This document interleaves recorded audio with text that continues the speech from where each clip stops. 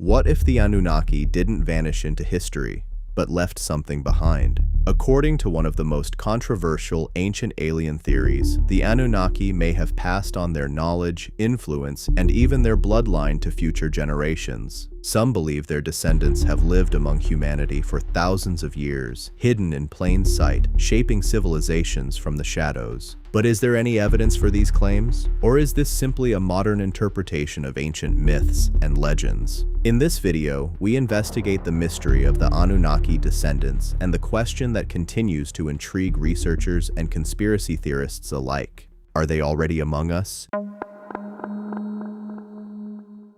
There is a question that has haunted humanity for as long as we have been capable of asking it. It is not a question about the stars, though the stars are central to its answer. It is not purely a question about God, though the divine is woven through every version of it. It is a question about origin, about where we came from, why we are here, and whether the beings who may have engineered our existence ever truly left. The question is this: are we alone in the history of our own planet? And more urgently, are the descendants of those who may have shaped us walking among us still? To begin answering that question, we have to go back. Not hundreds of years, not even thousands, but tens of thousands of years, to a time when human civilization, as we understand it, should not have been possible. To a time before Egypt built its pyramids, before the Greeks cataloged the heavens, before the Sumerians pressed their wedge-shaped marks into soft clay tablets and gave the world its first written language. We have to go back to the moment when something shifted in human development, when a species that had been wandering the savannas and forests for hundreds of thousands of years with relatively modest cognitive and technological change suddenly exploded in complexity, suddenly built cities, suddenly developed astronomy, mathematics, agriculture, metallurgy, law, theology, and writing, all nearly simultaneously, all within a geographic cluster in the ancient Near East. The question historians and archaeologists have wrestled with ever since is, why then, why there, why so suddenly? The standard academic answer involves the confluence of geographic and climatic factors, the Fertile Crescent, the domestication of certain grains and animals, the end of the last ice age, the gradual accumulation of cultural knowledge. These are not wrong answers. They are partial answers. They explain some of the mechanics of early civilization's rise, but they leave a deeper mystery intact. They do not explain the extraordinary sophistication of the knowledge embedded in some of humanity's earliest recorded texts. They do not explain why the oldest myths from the oldest civilizations share such detailed structural similarities with each other, and with what we are only now discovering through modern astronomy, genetics, and neuroscience. And they do not explain the Anunnaki. The Anunnaki are not a fringe theory. They are a documented feature of Sumerian religion, mythology, and cosmology, one of the most extensively studied ancient textual traditions in the world. The Sumerians did not hide their relationship with these beings. They inscribed it on thousands of clay tablets, carved it into temple walls, encoded it into their astronomical observations,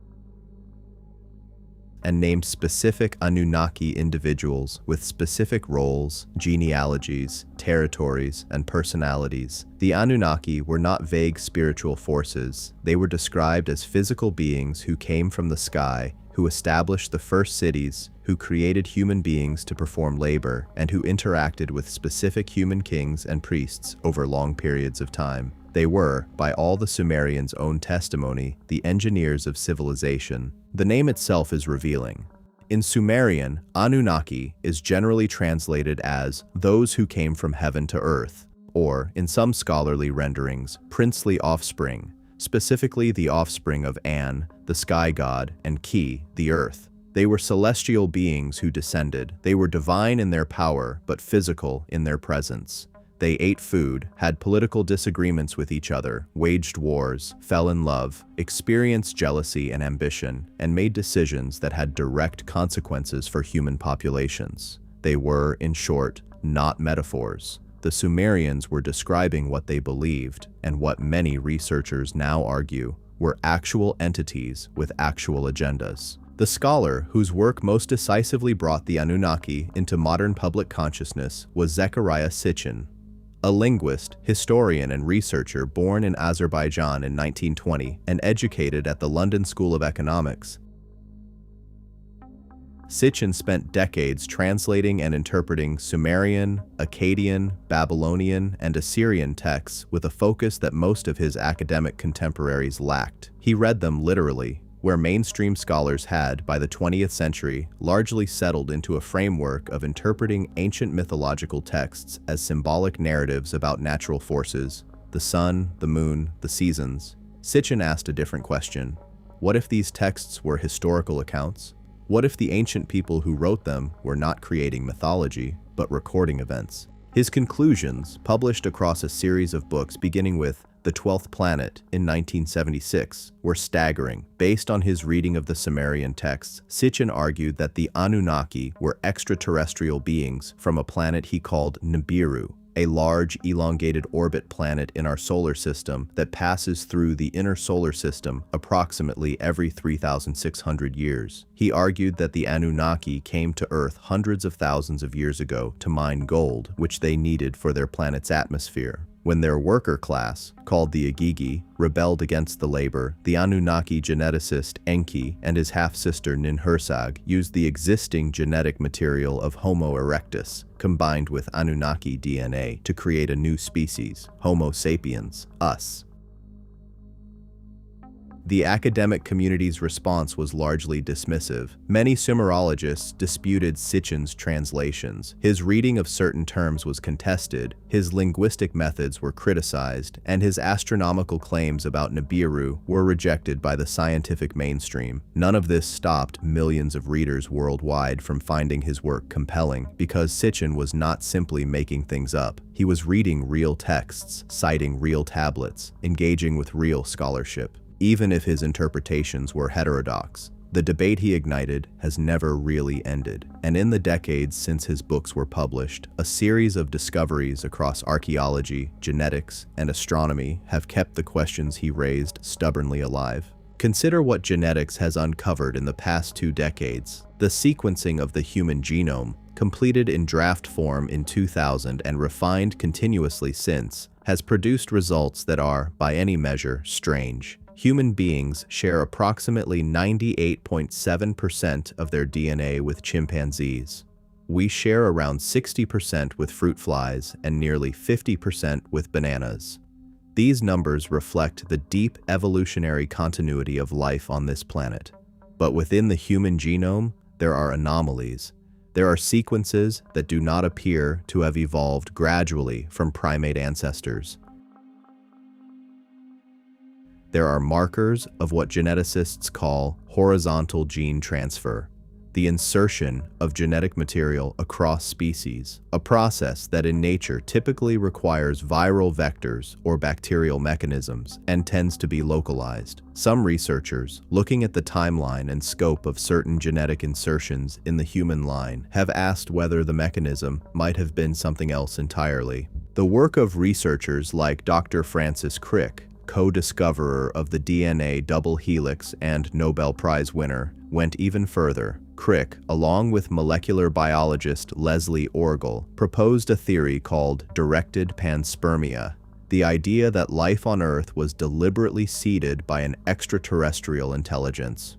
Crick was not a crank. He was one of the most decorated scientists of the 20th century, and while directed panspermia remains outside the mainstream, it has never been scientifically disproven. It is a legitimate scientific hypothesis proposed by a legitimate scientist, motivated by what he saw as the statistical improbability of life arising spontaneously on Earth in the time available. This is the intellectual landscape in which the question of the Anunnaki's reality and the question of their descendants must be situated. We are not talking about conspiracy theories scrawled on the margins of history. We are talking about a convergence of ancient textual evidence, anomalous archaeological findings, contested but serious genetic research, and credentialed scientific speculation, all pointing in the same direction. Humanity's origins are more complicated than the standard textbook account allows. And if the origins are more complicated, if there was genuinely an intervention, a genetic modification, a deliberate creation event, then the question of what happened to the creators becomes urgently relevant. The Anunnaki, according to the Sumerian texts, did not stay forever. The texts describe a period of retreat, a withdrawal from direct involvement in human affairs, connected in some accounts to a catastrophic flood event, which appears in numerous ancient cultures under different names, and in others to internal Anunnaki political conflicts that made continued Earth presence untenable. But withdrawal is not the same as extinction. The texts do not describe the Anunnaki as having died. They describe them as having returned to the sky or having retreated to specific locations on Earth. And the texts make clear that the Anunnaki had already spent generations interbreeding with human populations. The Nephilim, the sons of God who came into the daughters of men, described in Genesis 6 and in the Book of Enoch, are widely identified by researchers in this field as Anunnaki or Anunnaki human hybrids. If that hybridization occurred, if Anunnaki genetics were introduced into human bloodlines before their withdrawal, then those genetic markers did not simply disappear when the Anunnaki left. They would have persisted. They would have been passed down through human generations, diluting over time, but never fully erasing. They would today exist in some portion of the human population in higher concentrations, presumably in lineages that can be traced back to the ancient Near East, to the priestly and royal classes of early civilization, to the bloodlines that the ancient world itself identified as set apart, as semi-divine, as carrying something that ordinary people did not. This is where the question stops being purely historical and starts being urgently contemporary, because those lineages did not end with Sumer. They were explicitly continued. The royal families of Babylon claimed descent from the gods. The pharaohs of Egypt claimed divine parentage. The kings of the Hebrews, the nobles of Greece, the emperors of Rome, the royal houses of medieval Europe, all of them claimed in some form descent from beings who were not fully human. These were not merely political claims designed to legitimize authority, though they served that purpose too. They were, in many cases, claims backed by specific genealogical records, specific naming conventions, specific ritual practices designed to maintain the purity of a line. In the modern world, we have inherited those lines.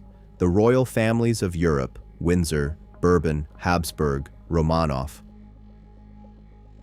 all trace their genealogies back through the medieval period, through Rome, through Greece, and ultimately through the ancient Near East. The bloodlines of the ancient world's ruling class did not simply stop when the empires fell. They adapted, they intermarried, they changed their names and their religions and their languages, but they maintained, often with obsessive care, the records of their descent. And in the modern world, this translates into something concrete, a relatively small number of families whose ancestry, when traced carefully, leads back to the oldest royal lines on Earth, lines that claimed from the very beginning to have been descended from the sky. This documentary is about those lines. It is about what the ancient texts actually say, what modern science actually suggests, and what the behavior of certain powerful families and institutions, viewed through the lens of what we now know about the Anunnaki, actually implies. It is not a document of certainty. The evidence, by nature, is fragmentary, contested, and open to interpretation, but it is also not a document of speculation divorced from fact. Every claim made here will be grounded in either ancient textual evidence, peer-reviewed scientific research, documented historical record, or the careful synthesis of multiple independent lines of inquiry. The goal is not to convince you of a predetermined conclusion. The goal is to ask the question seriously, more seriously than it has typically been asked, and to follow the evidence wherever it actually leads. Because if the Anunnaki were real, and if their descendants are among us, then virtually everything about the structure of human civilization, its persistent hierarchies, its recurring patterns of control, its seemingly irrational concentrations of power, begins to make a different kind of sense. Not the sense of ordinary human greed and ambition, which is real enough, but the sense of something more deliberate, something more patient, something that has been managing this planet's most complex resource, its sentient population, for a very long time. That is the hypothesis. Now let us examine the evidence. The Sumerian civilization did not emerge gradually. This bears repeating because the suddenness of its appearance is one of the most underappreciated facts in all of human history. Approximately 6,000 years ago, in the region between the Tigris and Euphrates rivers in what is now southern Iraq, ancient Mesopotamia, a fully developed urban civilization appeared with almost no archaeological precedent. It had writing, it had mathematics, it had astronomy sophisticated enough to track the movements of all the planets then known, to calculate the precession of the equinoxes, and to divide the sky into the 12 constellations of the zodiac in a system that we still use today. It had legal codes, it had theology, it had medicine and surgery, it had a school system, it had a bureaucracy, it had trade networks extending thousands of miles, it had beer. The sheer breadth of this sudden cultural explosion has no satisfying conventional explanation. Other civilizations, Egypt, the Indus Valley, China, also appeared with a degree of suddenness that has puzzled historians, but none with quite the totality of Sumer's simultaneous development across all domains of complexity at once. And crucially, the Sumerians themselves explained where this knowledge came from. They did not attribute it to their own gradual development. They attributed it to the Anunnaki, specifically to a figure called Enki, the god of wisdom and water, who they said gave humanity the Me, a Sumerian term usually translated as the divine laws or gifts of civilization, which included writing, kingship, the descent into the underworld, music, the arts of smithing and leatherworking, the institutions of priesthood and prostitution, truth and falsehood, and dozens of other specific cultural and cognitive endowments. The Sumerians believed civilization was given to them. They were not describing a metaphor, they were describing a transfer of technology. The implications of this are staggering if taken seriously, and they have been taken seriously by a growing number of researchers, not just the heterodox fringe, but increasingly by scholars who are willing to follow the evidence into uncomfortable territory. Because the pattern that Sumer represents, sudden civilizational emergence, followed by explicit textual claims of divine instruction, is not unique to Mesopotamia. It appears in Egypt, where the god Thoth is credited with giving humanity writing, mathematics, medicine, and the sacred sciences. It appears in the Vedic tradition of ancient India, where the Devas and Asuras, divine beings who warred with each other, interact directly with human kings and sages and transmit specific technical knowledge. It appears in the Mesoamerican traditions, where figures like Quetzalcoatl and Viracocha, described as tall, fair-skinned beings who came from the sea or the sky, taught the indigenous populations architecture, agriculture, and astronomy before departing with a promise to return. The specificity of these parallel traditions, the physical descriptions, the technical knowledge transferred, the departure and promised return, constitutes a body of evidence that cannot be easily dismissed as coincidence or as the universal tendency of human cultures to mythologize natural forces. What we are looking at when we examine these traditions side by side is something that looks very much like a coordinated program, a program of civilizational seeding carried out by beings who were not of this planet,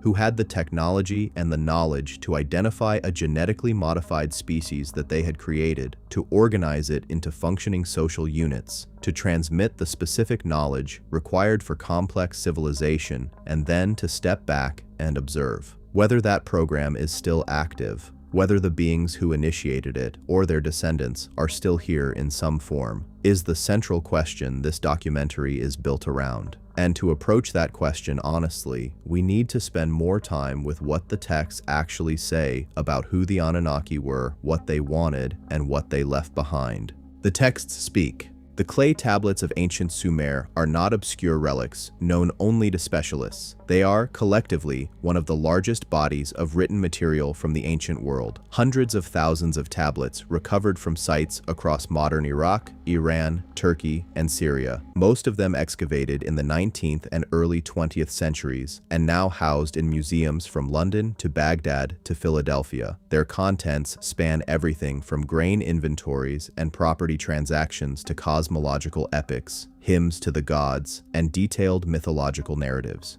They are written in Sumerian and Akkadian, two completely different languages, one of them the oldest written language ever discovered. And their translation has been the life's work of generations of dedicated scholars. What those tablets say, when read without the assumption that they must be symbolic or metaphorical, is deeply unusual. The creation of humanity, in the Sumerian account preserved in the text known as the Atrahasis epic, is not described as a mystical or spiritual event. It is described as a practical solution to a labor problem. The story goes like this. The Anunnaki gods had come to Earth and were themselves performing the hard work of digging the canals, mining the ore, and cultivating the land. After 40 periods of time, the text uses the Sumerian unit, shar, which some scholars equate to 3,600 years. The Anunnaki workers, the Igigi, were exhausted and unhappy. They revolted. They gathered outside the palace of the chief god Enlil and demanded relief. Enlil, disturbed and uncertain, convened a council of the senior Anunnaki. It was at this council that Enki, the god of wisdom and one of the most important figures in the entire Sumerian pantheon, proposed the solution. He suggested creating a primitive worker, in the Sumerian, a Lulu, by combining the essence of the gods with the existing clay of the earth. In context, and given what we now know about genetics, clay is widely interpreted by researchers in this field as referring to the organic biological substrate, the existing primate species, and divine essence as the Anunnaki genetic material. The procedure described in the tablet is remarkably specific. Enki instructs his mother, Ninti, whose name means literally Lady of Life, but is also a wordplay on Lady of the Rib, a detail that will become relevant shortly, to mix clay with the flesh and blood of a god who is slain for the purpose. The god chosen for this sacrifice is Wei-Ila, or Kingu in some versions, whose personality, which the texts describe as being in the blood, consistent with our modern understanding of DNA, is to be transferred to the new creature. Ninti then molds 14 pieces of this clay, plants them in the womb of women among the Anunnaki, the birth goddesses, and from this process, the first humans emerge. The text specifies that they are created in the image of the gods, which echoes unmistakably the language of Genesis 1:27, written thousands of years later in a different language and a different cultural context, by scribes who were nonetheless drawing on the same ancient tradition. The parallels between the Atrahasis epic and the opening chapters of Genesis are so extensive and so specific that they cannot be accidental. Both describe a divine council that decides to create humanity. Both describe the use of clay or earth as the substrate. Both describe the infusion of divine essence or breath. Both describe a garden where the first humans are placed. Both describe a restriction, something the humans are forbidden to do or eat. Both describe a serpent figure. In the Sumerian tradition, the serpent is associated with Enki himself, the god of wisdom, whose symbol was the intertwined serpents, identical to the caduceus, still used as a symbol of medicine today.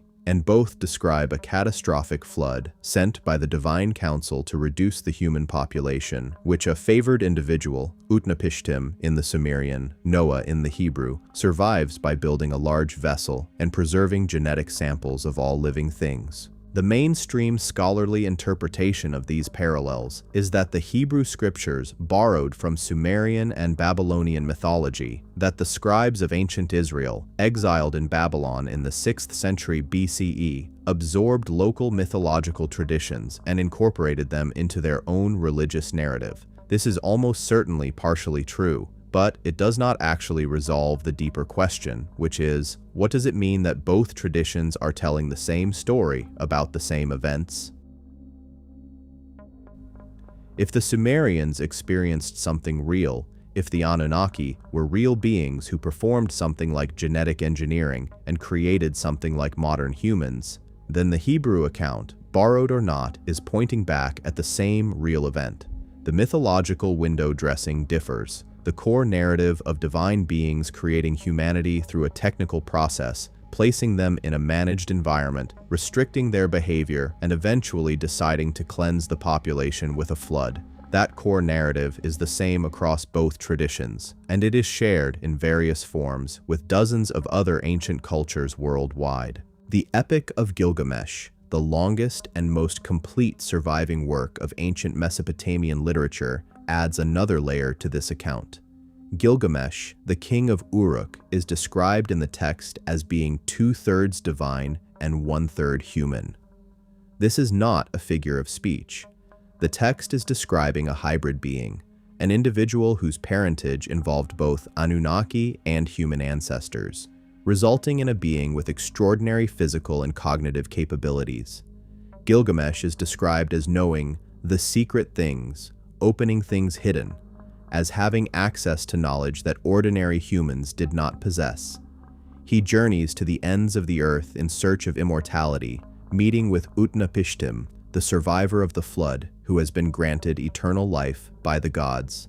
The story is rich with themes that recur across world mythology: the semi-divine hero, the quest for immortality, the secret knowledge of the gods, the boundary between human and divine existence. What is striking when viewed through the lens of the Anunnaki hypothesis is how precisely Gilgamesh fits the profile of what we would expect a high Anunnaki genetics hybrid to look like. The texts describe him as physically enormous, approximately 2/3 of a meter taller than the men around him, and as possessing judgment and wisdom far beyond ordinary humans. He is also described as restless, difficult, driven by ambitions that ordinary human social structures cannot contain. He overexerts his authority over his own people. He refuses to accept human limitations. He pursues goals that other humans would consider impossible or pointless. These are traits that researchers in the alternative history field have identified as potential markers of Anunnaki genetic inheritance, a biological and cognitive constitution that exceeds the ordinary human baseline and strains against the constraints of normal human social existence. This is speculative, but it is not randomly speculative. It connects to a body of research emerging from genetics, neuroscience, and psychology that suggests there may be measurable biological differences in a subset of the human population that could trace back to an unusual genetic contribution. The work we will examine in more detail later in this documentary around the Rh-negative blood type, around certain HLA, human leukocyte antigen, genetic markers, around specific chromosomal anomalies in high IQ populations, all connects to this broader question of whether there is a detectable genetic signature of Anunnaki heritage in the modern human population. But before we get to that evidence, we need to complete our survey of what the ancient texts actually tell us about the Anunnaki themselves. The Anunnaki are not described in the Sumerian texts as a uniform group. They have a clear social hierarchy, specific roles, defined territories, and intense interpersonal conflicts. At the top of the hierarchy sits An, the supreme sky god, whose name simply means heaven. An is described as residing in the highest celestial realm and as the ultimate source of divine authority on earth. Below him are his sons Enlil and Enki, who represent the two dominant factions of Anunnaki governance on Earth. Enlil is the lord of the airspace, the executive authority on Earth, the god who holds the Tablet of Destinies, the document that defines the fates of both gods and humans. He is authoritarian, often harsh, and consistently skeptical of humanity's capabilities and intentions. It is Enlil who decides to send the Great Flood, arguing that humanity has become too numerous and too noisy, a phrase some researchers interpret as indicating that the human population had grown beyond what the Anunnaki program intended, or had begun developing in ways the Anunnaki had not planned for. Enki, by contrast, is the god of water, wisdom, and creative intelligence, a trickster figure in many respects, but also a genuine advocate for humanity. It is Enki who warns Utnapishtim of the flood, defying Enlil's decision. It is Enki who oversees the genetic engineering that creates humanity. It is Enki whose symbol, the intertwined serpents, appears in the Garden of Eden story. It is Enki who gives humanity knowledge they were not supposed to have. In many ways, Enki fits the archetype of what we might call a progressive force among the Anunnaki, one who believes that humanity should be developed to its full potential, given the tools to govern itself, and perhaps eventually elevated to something approaching the divine level. His conflict with Enlil over the appropriate role of humanity is the central political drama of the entire Sumerian mythological corpus. And it is a conflict that, if these texts are recording real events, would have had enormous consequences for how humanity developed, and for which faction of Anunnaki genetics was more represented in the human bloodlines that were to become civilization's ruling class. This factional divide, Enki versus Enlil, the liberating versus the controlling impulse toward humanity, is one of the most important interpretive keys in the entire Anunnaki research tradition. Researchers like the writer and researcher Michael Tellinger, who has spent decades studying South African archaeological sites that he believes were ancient Anunnaki gold mines, and scholars in the tradition of Sitchin have argued that the divide between these two Anunnaki factions maps onto a pattern that recurs throughout human history: the tension between knowledge sharing, decentralizing forces, and knowledge hoarding, centralizing ones. The mystery schools of ancient Egypt, the Hermetic tradition, the early Gnostic Christians, the Kabbalists, the Rosicrucians, all traditions that claimed to preserve hidden knowledge from a divine source, transmitted through specific lineages, might represent the Enkite tradition, the preservation of the gifts of the God of wisdom through the catastrophes and suppressions of history, while the succession of empires, Babylon, Assyria, Persia, Rome,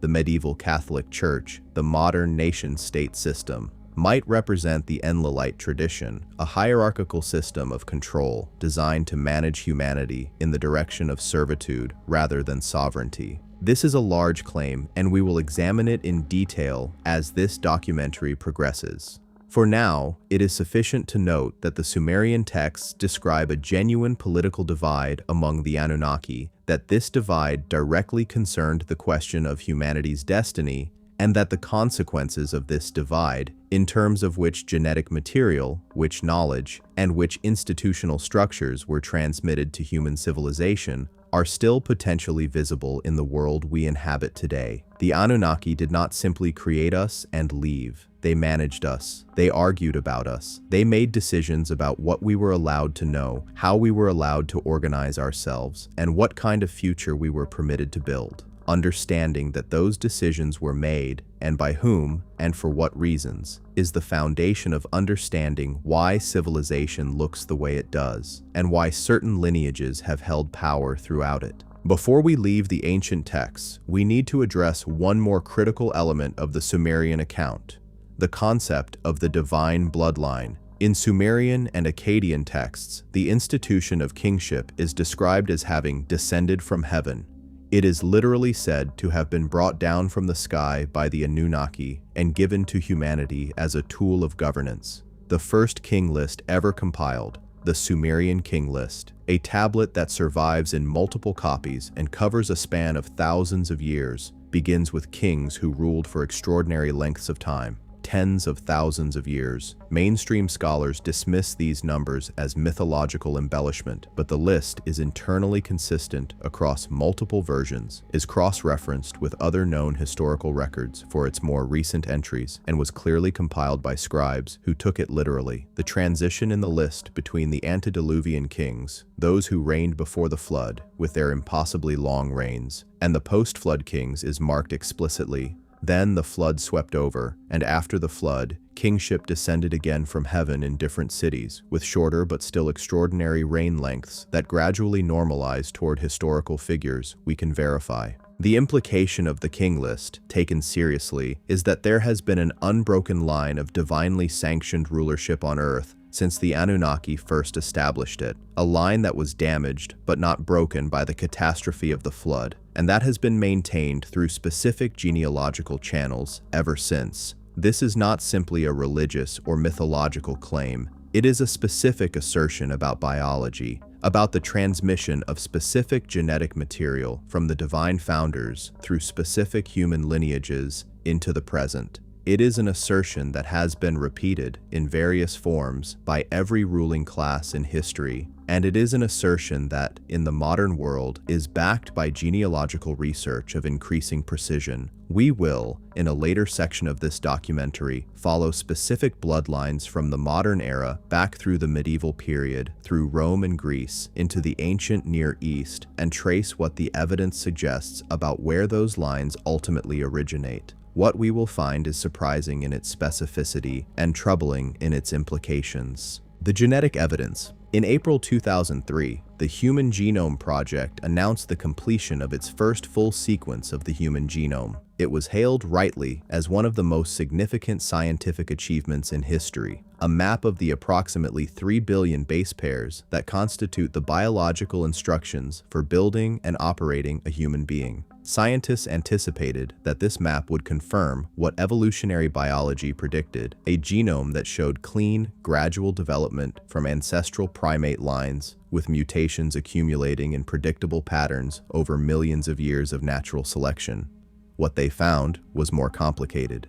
The human genome contains approximately 20,000 to 25,000 protein-coding genes, far fewer than the 100,000 originally predicted. This number is roughly comparable to that of a roundworm, a fact that surprised geneticists, since the complexity of a human being seemed to demand far more genetic instructions than a roundworm. But more surprising was the discovery that the human genome contains a significant proportion of what geneticists initially called junk DNA. Sequences that appeared to have no function, that did not code for proteins, that seemed to simply be present without doing anything. Over the past 2 decades, as genome analysis has become more sophisticated, researchers have discovered that much of this junk is actually functional. It contains regulatory sequences, RNA coding regions, and structural elements that profoundly influence how other genes are expressed. But the origin of much of this material remains poorly understood. Among the most discussed anomalies in the human genome is what appears to be a disproportionately high number of what geneticists call insertions, sequences that appear to have been introduced into the genome from external sources rather than evolved gradually within the lineage. Some of these are endogenous retroviruses, remnants of ancient viral infections that became permanently incorporated into the genome and are now passed on as hereditary material. This is a well-understood and accepted mechanism, but other insertions have been harder to explain. There are sequences in the human genome that appear in no other known species, sequences whose origin cannot be accounted for by known viral or bacterial transfer mechanisms, sequences that seem to have appeared in the human lineage at a specific point in evolutionary time without clear antecedents. The timing of certain of these genomic changes is itself anomalous.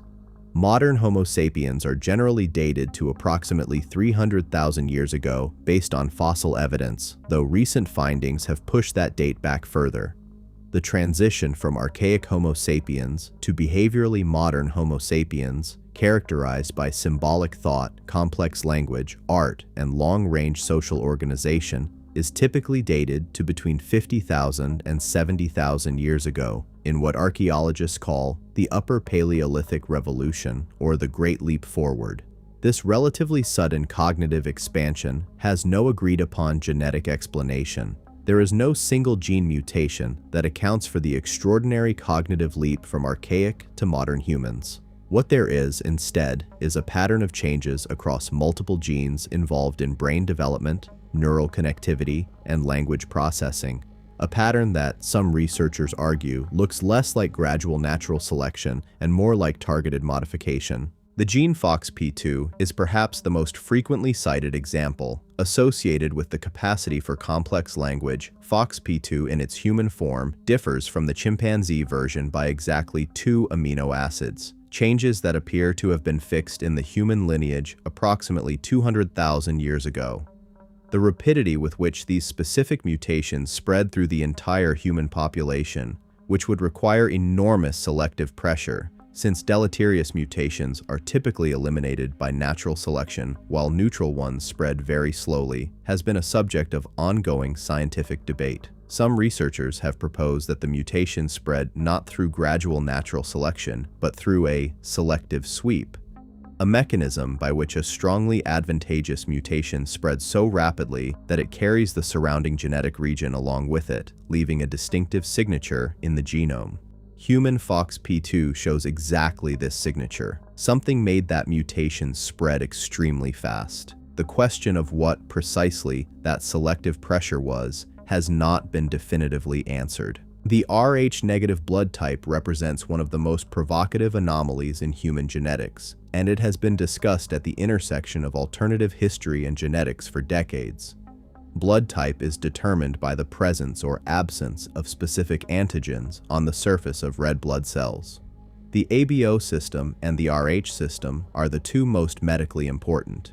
In the Rh system, individuals who carry the rhesus D antigen, the D factor, are Rh positive.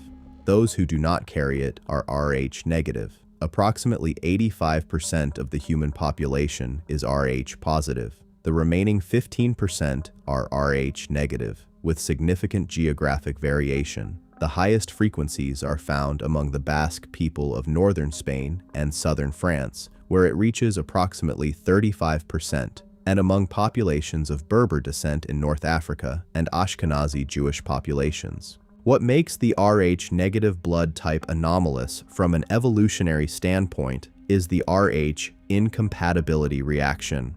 When an Rh-negative mother carries an Rh-positive fetus, a common situation since Rh-positive is the dominant trait, her immune system can develop antibodies against the fetal blood. In subsequent pregnancies with Rh-positive fetuses, these antibodies can cross the placenta and destroy the fetal red blood cells, causing a condition called hemolytic disease of the newborn, which without treatment can be fatal. This means that Rh-negative blood type imposes a reproductive cost. It makes it harder for Rh-negative women to successfully bear the children of Rh-positive men. In evolutionary terms, a trait that reduces reproductive success should be eliminated by natural selection unless it confers a compensating advantage. Rh-negative blood's compensating advantage, if any, has never been definitively identified. This puzzle has led some researchers to ask whether Rh-negative blood might not have evolved within the normal human population at all, whether it might instead represent a genetic marker from an external source. The Rh factor itself is so named because it was first characterized through studies of rhesus monkeys. In a telling piece of evolutionary evidence, all non-human primates that have been tested carry the rhesus factor, or an analog of it. If Rh-negative blood were the ancestral human condition, we would expect to see it in our primate relatives. We do not. The primates are universally Rh positive or its equivalent. This means that the Rh-negative condition appears to have arisen within the human lineage specifically. It is not inherited from a primate ancestor, which is the opposite of what we would expect if it were the result of normal mutation and selection within a naturally evolved species. The geographic clustering of Rh-negative blood, its highest concentrations in the Basque population, which is itself one of the most genetically distinct populations in Europe, with a language, Euskara, that has no known relationship to any other language in the world, adds another layer of intrigue. The Basques are genetically the most isolated of all European populations. They show the least admixture with the population migrations that have transformed European genetics over the past 10,000 years. They appear to represent a remnant of the pre-agricultural population of Western Europe, the hunters and gatherers who occupied the continent before the Neolithic migration from the Near East. If Rh-negative blood originated in the Near East, among the populations where the Anunnaki were said to have directly intervened in human genetics, its high concentration in the Basques might reflect the preservation of a genetic marker that has been diluted in most other populations through millennia of admixture. This is speculative, but it is not an unreasonable inference from the population genetic data. Beyond blood type, there are other genetic markers that have drawn attention from researchers working at the boundary between mainstream genetics and alternative history. The HLA system, the human leukocyte antigen complex, which governs immune function and is sometimes called the immune system's identity card, is extraordinarily diverse in humans, far more diverse than in any other primate species. This diversity is generally explained as the product of pathogen-driven selection. The more diverse the immune system, the better a population can resist novel diseases. But some researchers have noted that the HLA diversity in humans has features that suggest it may have been introduced through multiple independent contributions to the gene pool rather than evolving in a single lineage. The HLA region of the human genome also contains some of the most anomalous genetic sequences in terms of origin, sequences that, when compared across species, appear to have come from outside the normal evolutionary lineage of primates. The work of geneticist John Hawkes and his colleagues on what they call the acceleration of human evolution has added another dimension to this picture. In a 2007 paper published in the Proceedings of the National Academy of Sciences, Hawkes and his collaborators demonstrated that the rate of adaptive evolution in the human genome has increased dramatically over the past 40,000 years and has accelerated even further in the past 10,000 years, coinciding precisely with the development of agriculture and complex civilization. They found evidence for approximately 1,800 positively selected genes in the recent human genome, genes that appeared to have been subject to strong natural selection in the recent evolutionary past. The researchers attributed this acceleration primarily to population growth. More people means more mutations, and selection operates faster in larger populations, and to the novel environments and challenges created by settled agricultural life. This is a plausible mainstream explanation, but it sits alongside an alternative interpretation that Hawkes and his colleagues did not explore, that the acceleration of human evolution in the period coinciding with the rise of civilization was not entirely a product of random mutation and natural selection, but was partially the result of deliberate genetic intervention. If the Anunnaki were actively managing the human genetic population in this period, introducing specific genetic modifications, selectively breeding certain lineages, and withdrawing from active intervention approximately 5,000 to 4,000 years ago, then the pattern of accelerated genomic change in exactly that period, followed by a return to more normal evolutionary rates, would be precisely what we would expect to find. We would expect to see genetic changes that spread too rapidly for conventional natural selection, appearing in specific populations at specific times, and then spreading through admixture into the broader human gene pool. And that is, in general terms, what the population genomics data actually shows. The sequencing of ancient DNA, extracted from archaeological remains and analyzed through the rapidly advancing field of paleogenomics, has added more pieces to this puzzle.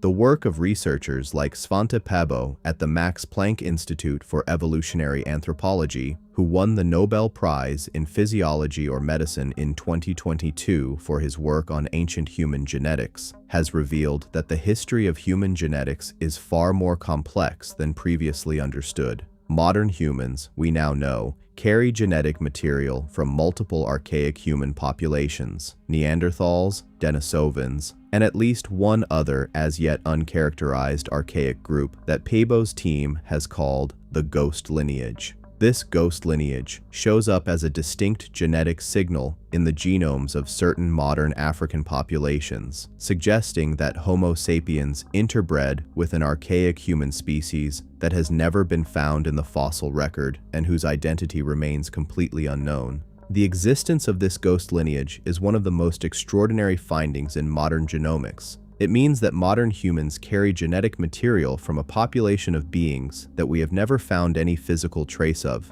a population that was biologically compatible enough with Homo sapiens to produce fertile offspring, but that is otherwise completely archaeologically invisible. From a conventional standpoint, this is simply a mystery, an archaic population that happened to leave no surviving fossils. From the standpoint of the Anunnaki hypothesis, it is a possible genetic trace of precisely the kind of hybridization event that the ancient texts describe.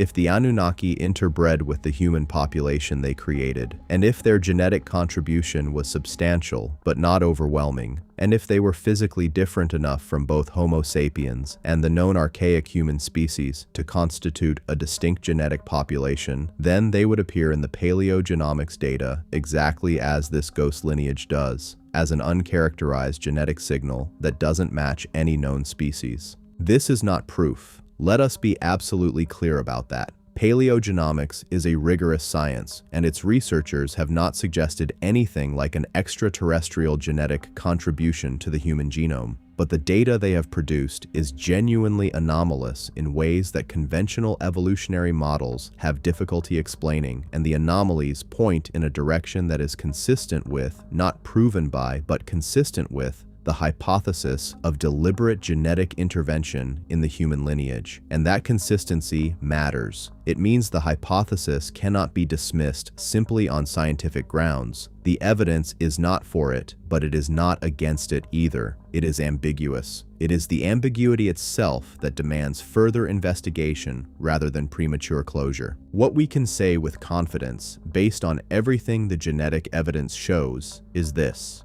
modern humans are not the straightforward product of a single evolutionary lineage developing gradually from primate ancestors over millions of years. We are a genetically complex species with contributions from multiple source populations, including at least one that has never been identified. Our genome contains sequences that cannot be fully accounted for by known mechanisms of natural and genetic drift.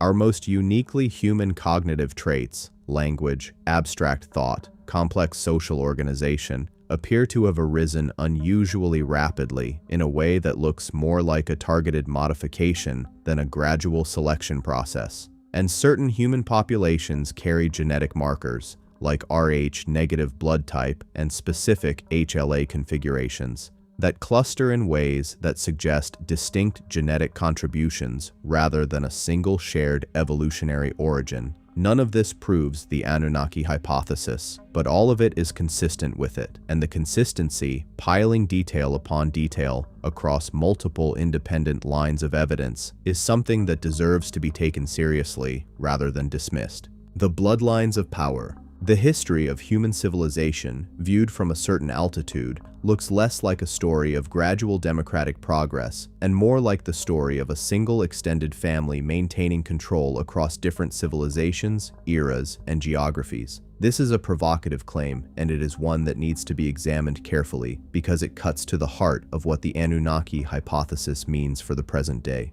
If the Anunnaki left behind not just a created human species, but a specific subset of that species with enhanced genetic inheritance, a semi-divine class, as the ancient texts describe, then we should expect to find exactly what we do find in the historical record: a persistent, self-replicating elite whose claim to authority has always rested, ultimately, on their assertion of divine descent. The concept of divine kingship is not marginal to ancient civilizations. It is absolutely central to virtually all of them. In Egypt, the pharaoh was not merely appointed by the gods. He was literally considered to be a god, a divine being incarnated in human form. The most common titles for the pharaoh include son of Ra, son of the sun god, and Horus, the name of the divine falcon who was the terrestrial embodiment of the sky. The Egyptians did not use these titles as metaphors or as simple propaganda. They were theologically precise statements about the pharaoh's nature. His blood was different from that of ordinary humans. He participated in rituals, including certain ritual sexual practices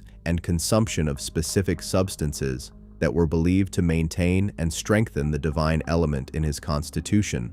When he died, he became Osiris, the resurrected god of the underworld, and his successor became Horus, taking up the divine role again. The dynasty was not just a political institution, it was a biological one, maintained through careful endogamy, marriage within the family, to preserve the specific genetic mixture that made the pharaoh divine. This endogamous practice is worth noting in detail. Egyptian royal marriages between siblings, brothers and sisters, uncles and nieces, were standard practice for long periods of Egyptian history. The most famous example is Cleopatra VII, who married her younger brother. But sibling marriage goes back much further in Egyptian royal history. From the Old Kingdom onward, the great royal wife, the primary queen, was typically the pharaoh's sister or half-sister. The conventional explanation is that this was done to concentrate power and resolve succession disputes. But there is a biological interpretation that the Anunnaki hypothesis suggests: endogamy as a tool for preserving a specific genetic combination that dilutes with each generation of outbreeding. If the Anunnaki's genetic contribution was recessive, that is, if it was only expressed when inherited from both parents, then inbreeding within the divine line would be the necessary mechanism for maintaining its expression. Every generation of outbreeding would reduce the proportion of Anunnaki-derived genetics by half. Every generation of inbreeding would maintain or restore it. From a purely genetic standpoint, the Egyptian royal family's inbreeding pattern is exactly what we would predict if they were trying to preserve a specific genetic endowment. The same pattern appears in other ancient royal dynasties. The Inca emperor was the son of the sun, Sapa Inca, and was required to marry his full sister.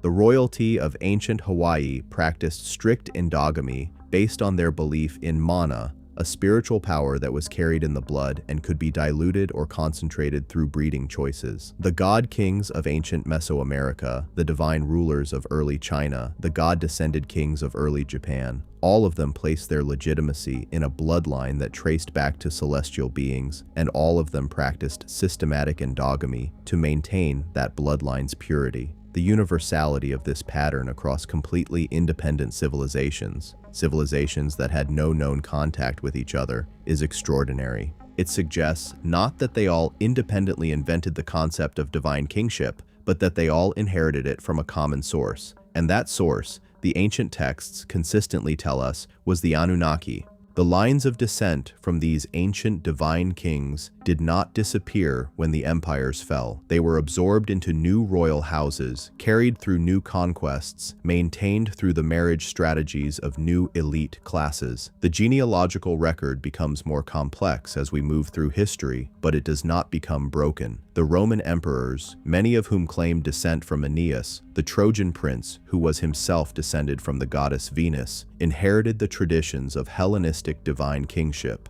which itself drew on Egyptian traditions that went back to the pharaohs. The concept of the divine right of kings that organized European feudal societies in the medieval period was not a new invention of Christian theology. It was a direct continuation, repackaged in Christian language, of the ancient Mesopotamian and Egyptian concept that kings were chosen by the gods and carried divine blood. The genealogical work of researcher and author David Icke, whatever one thinks of his more expansive claims, has produced something of value in this specific domain. He has documented, in considerable detail, the genealogical connections between modern Western political dynasties and ancient European royal houses. And he has traced those European royal houses back to their connections with Rome, Greece, and ultimately the ancient Near East. His work is controversial for many reasons, and we are not endorsing all of his conclusions here. But the genealogical raw material he has assembled, the actual documented lineage connections, is largely verifiable through standard historical records, and it reveals something genuinely striking: a remarkable degree of interconnection among the political elites of the Western world. Burke's Peerage, the authoritative reference guide to British aristocratic genealogy, has for decades noted that virtually every US president has been related to British royalty. This is not a conspiracy theory. It is a documented genealogical fact covered in mainstream media. In 2012, a 12-year-old girl named Bridget Davignon undertook a genealogy project for her school and, tracing the lineages of all US presidents, discovered that all of them, with the exception of Martin Van Buren, could be traced back to King John of England, who signed the Magna Carta in 1215. Her methodology was conventional genealogical research using publicly available records. The finding was reported by major news outlets and has not been seriously contested. More extensive genealogical research has since connected the presidential lineages to an even broader network of European royalty, all ultimately tracing back to Charlemagne, the 8th century Frankish king who claimed descent from the Merovingian dynasty. The Merovingians are particularly significant in this context because they are the dynasty that has most explicitly, in the historical record, claimed descent from a non-human ancestor. The Merovingian kings, who ruled the Frankish kingdom from the 5th to the 8th century, were known as the long-haired kings. a designation that carried specific sacred significance, as their long hair was believed to be the physical manifestation of their divine power. The Merovingian origin myth, as recorded in multiple medieval sources, traces their lineage not only to a noble Frankish family, but to a mysterious sea creature, sometimes described as a quinator or a sea monster, that impregnated the first Merovingian queen while she was bathing in the sea. The child born of this union, Merovech, founder of the dynasty, was thus of dual parentage, one human, one non-human. Modern scholars have largely treated this origin myth as the kind of foundation legend typical of medieval dynasties, a mythological explanation for a dynasty's special status. But in the context of the Anunnaki hypothesis, the Merovingian origin story is worth examining more carefully. A mysterious being that emerges from the water and impregnates a human woman. This is structurally identical to dozens of ancient Near Eastern stories about Anunnaki interaction with human women. The sons of God, who came into the daughters of men in Genesis 6, are engaging in exactly this kind of cross-species reproduction. The Watchers in the Book of Enoch, who descend from heaven, choose human wives, and father children of extraordinary size and capability, are doing the same. The Nephilim, the offspring of these unions, are described as mighty men who were of old, the men of renown, exactly the kind of semi-divine, extraordinary beings that a Merovingian king, son of a supernatural sea creature, was claimed to be. The Merovingian dynasty was overthrown in 751 CE by the Carolingian family, specifically by Pepin the Short, whose coup was backed by the Pope. The legitimate Merovingian line went underground, preserved through the survival of specific male line descendants who scattered across Europe.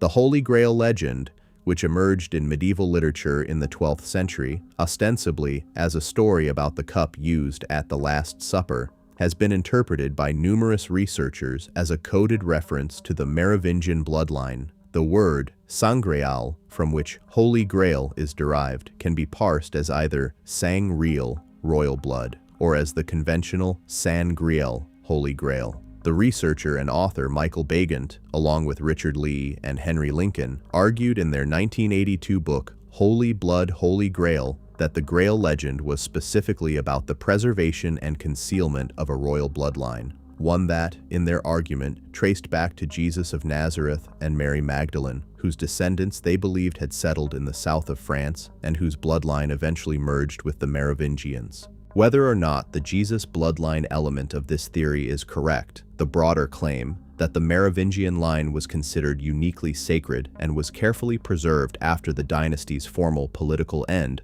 is well documented. The various dynasties that claimed Merovingian descent throughout the medieval period, the Capetians in France, the Plantagenets in England, the Habsburgs in Austria, all made explicit genealogical claims to Merovingian heritage. And the Merovingians themselves, as we have noted, claimed descent from a non-human ancestor. The chain of claimed divine descent runs, in this lineage, from the present day back through the Merovingians, back through the Frankish aristocracy, back through the Roman elite, back through the Greek and Near Eastern royal houses, back to the Sumerian kings, who were explicitly listed in the king list as the offspring of the Anunnaki. The Habsburg dynasty merits special attention here, because it represents one of the clearest cases of a ruling family that has maintained, over centuries, the kind of extreme endogamy that the Anunnaki hypothesis would predict.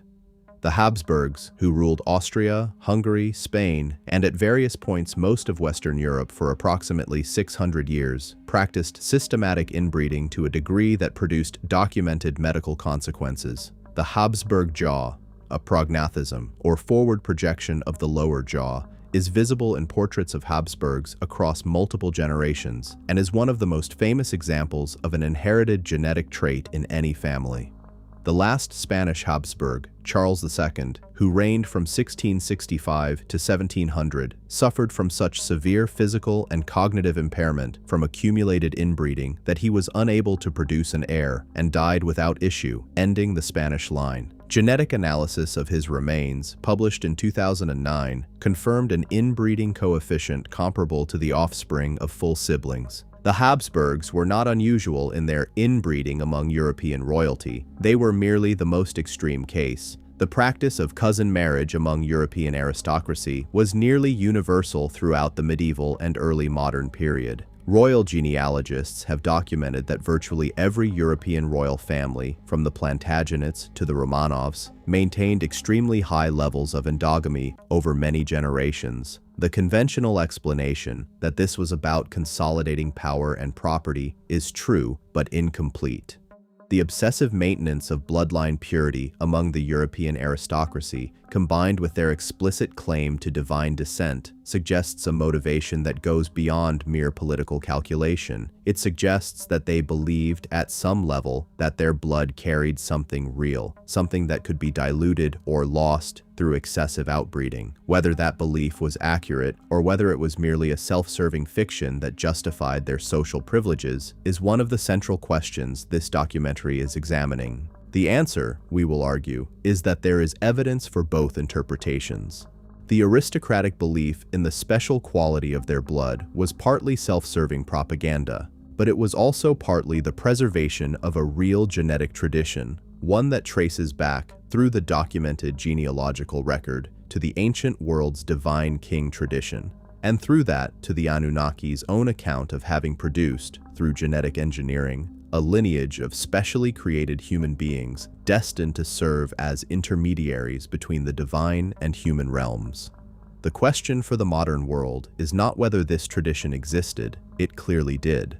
The question is whether the genetic basis for the tradition was real, and if so, what that means for the people who carry those genes today. Monuments, maps, and hidden knowledge. If the Anunnaki were real, and if they possessed the level of technological and scientific sophistication that the ancient texts attribute to them, then we should expect to find physical evidence of their presence beyond the written record. We should expect to find structures, artifacts, and geographical features that reflect a level of knowledge and engineering capability that exceeds what we normally attribute to the ancient civilizations that produced them. And we do find exactly that. The world is covered with monuments whose construction remains unexplained, with geographical arrangements whose precision exceeds anything that should have been possible at the time of their creation, and with artifacts that reflect knowledge that should not have been available for thousands of years after they were made.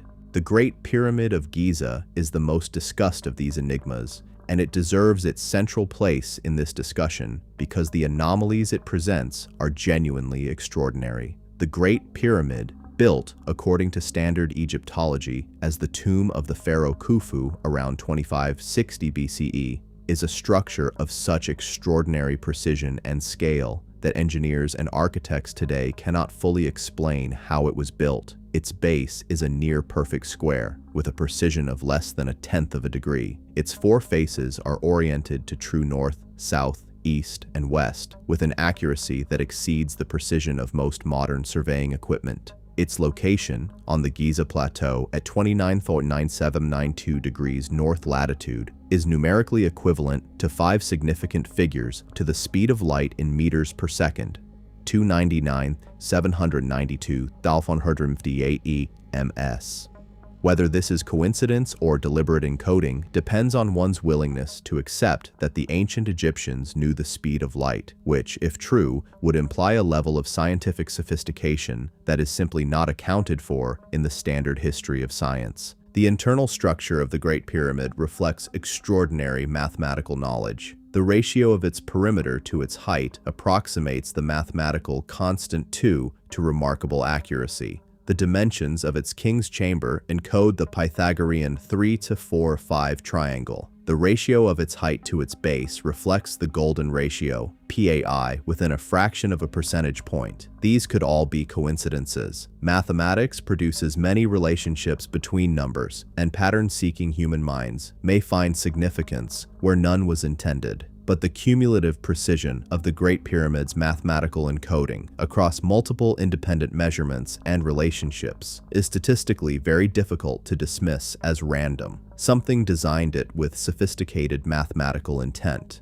The question is whether that mathematical sophistication was native to the ancient Egyptians or transmitted to them by beings with far more advanced knowledge. The conventional explanation for the Great Pyramid's construction involves tens of thousands of workers, copper tools, wooden sledges, ramps of various designs, and decades of labor. This explanation has been refined by decades of excellent archaeological work, and there is genuine evidence for much of it. Worker villages, tool caches, organizational records. The debate is not about whether ancient Egyptians participated in building the pyramid. They clearly did. The debate is about whether the knowledge that designed and planned the pyramid was native to ancient Egyptian culture, or whether it was transmitted from a source with access to information, mathematical, astronomical, geographical, that the ancient Egyptians should not have had. The geographical precision of the Giza pyramid complex adds to the mystery. The three main pyramids at Giza, Khufu, Khafra, and Menkaura, are arranged in a pattern that, as Belgian engineer Robert Bouval demonstrated in the 1990s, precisely replicates the arrangement of the three stars of Orion's belt as they appeared in the Egyptian sky approximately 10,500 years ago. This date, around 10,500 BCE, is significant for several reasons. It is close to the end of the last ice age. It is close to the date that Plato attributed to the destruction of Atlantis. It is significantly earlier than the accepted date of the Great Pyramid's construction, suggesting either that the pyramids were built far earlier than Egyptology allows, or that they were deliberately designed to point back to this earlier date as a temporal marker. Bouval's Orion correlation theory has been contested by mainstream Egyptologists, but it has never been definitively disproven, and its precision, when tested with modern astronomical software, is genuine. The orientation of Egyptian temples to specific astronomical alignments at specific dates is well established in Egyptology. The precession of the equinoxes, the slow wobble of Earth's axis that shifts the apparent positions of the stars over a cycle of approximately 26,000 years, is encoded in the architectural alignments of multiple Egyptian temples. For the ancient Egyptians to have incorporated precessional astronomy into their architecture, they would have needed to observe and calculate the precession over very long periods of time, or to have received this knowledge from a source that had already done so.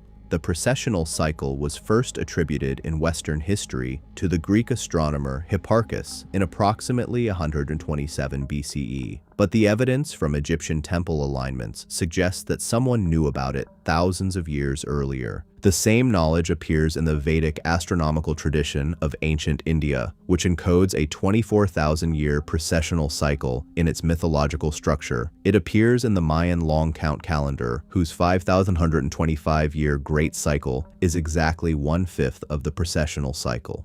It appears in the mythology of ancient Greece, where the concept of the Great Year, the precession cycle, was known to Plato and attributed by him to astronomical records transmitted from ancient Egypt. And it appears in the Sumerian texts, where the cycle of civilization, the succession of great ages, is described in terms that map precisely onto the precessional movement of the equinox through the zodiacal constellations. This convergence of precessional knowledge across completely independent ancient cultures, all pointing back to a period before any of these cultures existed, is one of the most compelling arguments for a sophisticated common source, a civilization or a class of beings that had the time and the capability to observe the precession over multiple complete cycles and to encode that knowledge in the foundation myths and monumental architecture of every major ancient culture. The Antikythera mechanism deserves mention here as a representative example of the kind of anomalous technological artifact that the ancient world has left behind. Recovered from a shipwreck off the Greek island of Antikythera in 1901 and dated to approximately 100 BCE, the Antikythera mechanism is a bronze mechanical computer of extraordinary sophistication, a gear-driven device capable of calculating the movements of the sun, the moon, and the 5 planets known to the ancient Greeks, as well as predicting solar and lunar eclipses. The level of precision engineering required to produce it, with gears meshing to accuracies of fractions of a millimeter, was not believed to exist in the ancient world. Nothing of comparable mechanical sophistication appears in the historical record for another 1,400 years, until the clockwork of medieval Europe. The question of how this device came to exist what tradition of advanced mechanical knowledge it represents the peak of, and what happened to that tradition after its creation has never been satisfactorily answered. The Piri race map, drawn in 1513 by an Ottoman admiral and cartographer, is another frequently cited anomaly. The map depicts the coastlines of South America and Antarctica with a degree of accuracy that should not have been possible at that date. The Antarctic coastline, including features now covered by ice, was not systematically charted until the 20th century. Piri Reis himself noted in annotations on the map that it was compiled from a series of earlier source maps, some of which he described as being from the time of Alexander the Great. Whatever its source, the map has features that imply knowledge of global geography, including the correct relative positions of South America and Africa, which are separated by the South Atlantic, that would have required oceanic surveying capabilities far in advance of what the 15th century possessed. Charles Hapgood, a history professor at Keene State College who studied the map extensively in the 1960s, concluded that the source maps used by Piri Reis must have originated with a civilization possessing advanced maritime and geodetic knowledge thousands of years before recorded history. These anomalous structures and artifacts, the Great Pyramid, the Antikythera mechanism, the Piri race map, along with dozens of others that could be enumerated, represent what we might call the physical residue of the Anunnaki's presence. They are the archaeological footprint of a level of knowledge and capability that the standard history of human civilizational development cannot account for. They are consistent with the hypothesis that an advanced civilization, whether extraterrestrial or a forgotten terrestrial one, though the Anunnaki texts clearly argue for the former, was present on Earth during the formative periods of human civilization, transferred specific knowledge to specific human cultures or human individuals, and then withdrew, leaving behind structures and records that encode that knowledge for those who would later know how to read them. The transfer of knowledge to specific individuals, specifically to the priestly and royal classes, is described explicitly in the Sumerian texts. The ME that Enki gave to humanity were transmitted through specific channels: the temples, the priesthood, the institution of divine kingship. The knowledge was not democratized. It was deliberately kept within a specific class of people, those with the right bloodline, the right training, the right initiatic preparation. This is the origin of the esoteric tradition, the idea that there is a body of knowledge that is too dangerous, too powerful, or too difficult to be shared with the general population, and that must be preserved and transmitted through carefully controlled channels. The mystery schools of ancient Egypt, the Pythagorean school of ancient Greece, the Hermetic tradition, the Kabbalistic tradition, the various Masonic and Rosicrucian orders of the early modern period, all of these represent specific links in a chain of transmission that traces back, through the ancient priestly traditions, to the original gift of knowledge from the Anunnaki. This is not merely speculation. The Hermetic tradition, which is one of the most important intellectual currents of Western civilization, explicitly traces its origins to a figure called Hermes Trismegistus, thrice great Hermes, who is identified in various texts as the Greek equivalent of the Egyptian god Thoth and the Sumerian god Enki. The Hermetic texts, the Corpus Hermeticum, compiled in Alexandria between the 1st and 3rd centuries CE, but clearly drawing on much older Egyptian and Mesopotamian sources, describe themselves as the preserved teachings of a divine being who transmitted knowledge to humanity at the beginning of time. The content of the Hermetic texts includes cosmological knowledge, astronomical knowledge, knowledge of the human constitution and its relationship to the macrocosm, and knowledge of specific practices for expanding human consciousness. This is, in effect, a technical manual for the development of human potential, precisely the kind of material that would have been transmitted by a being like Enki, who was described in the Sumerian texts as the god of wisdom who gave humanity its cognitive and cultural endowments. The preservation of this knowledge through the esoteric tradition and its connection to specific bloodlines that claim divine descent represents one of the most important threads in the story of the Anunnaki's legacy on Earth. If the Anunnaki gave certain knowledge to certain human lineages, and if those lineages have worked, through the centuries and through changing political and religious climates, to preserve and transmit that knowledge while simultaneously using it to maintain their social advantages, then the history of the esoteric tradition is not merely an intellectual curiosity. It is the history of a technology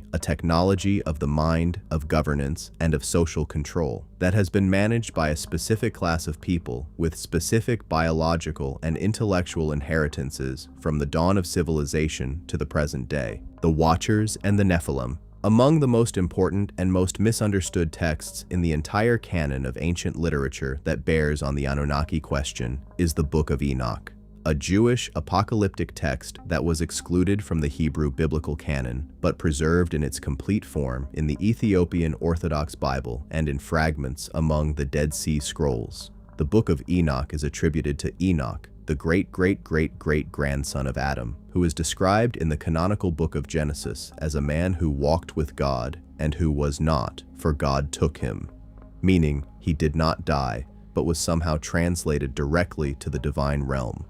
The non-canonical Enoch tradition elaborates extensively on this character, and what it describes has extraordinary relevance to the question of Anunnaki descendants. The central narrative of Enoch, the earliest section of the Book of Enoch dating to approximately the 3rd century BCE, concerns a group of divine beings called the Watchers. The Watchers are described as members of the Divine Council, a subset of the sons of God, who were assigned to observe and guide humanity from a distance. The text is explicit that their role was specifically supervisory.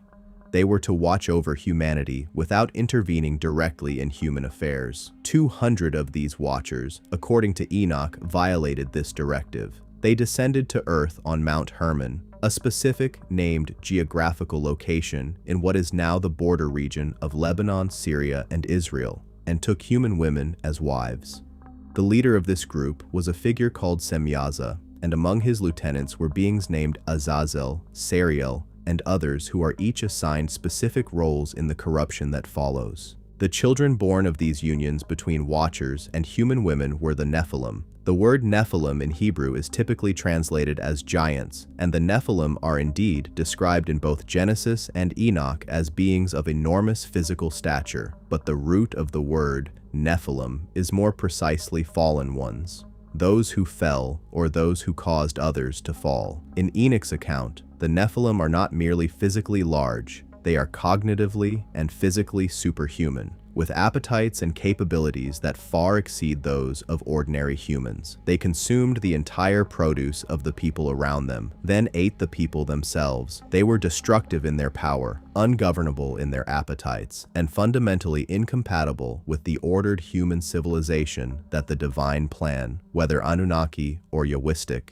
envisioned. What is perhaps more significant than the Nephilim themselves is what the Watchers taught their human partners. According to Enoch, the Watchers transmitted specific forbidden knowledge to humanity. Azazel taught men the making of swords and shields, the working of metals, and the art of dyeing cloth. Other Watchers taught enchantments, root cutting, astrology, the signs of lightning, the motion of the moon, the signs of the sun. The text presents this transmission of knowledge as a transgression, a violation of the divine order that was supposed to maintain humanity in a state of controlled development. The Watchers gave humanity knowledge it was not supposed to have at that stage of its development, and this transmission was catastrophic, leading ultimately to the violence and corruption that made the flood necessary. From the perspective of the Anunnaki hypothesis, the Watcher narrative maps almost perfectly onto the Enkite faction of the Anunnaki, those who believed that humanity should be given the full suite of knowledge and capability that would allow it to develop to its highest potential. Enki himself in the Sumerian texts is described as having given humanity more than it was supposed to have. He shared divine secrets, taught forbidden arts, and was consistently in conflict with Enlil over his excessive generosity toward humanity. The Watchers of Enoch are doing the same thing at a different point in the narrative. They are Anunnaki or Anunnaki-adjacent beings who break with the official policy of controlled human development and transmit advanced knowledge to their human companions, producing offspring of extraordinary capability and ambition that the existing social order cannot accommodate.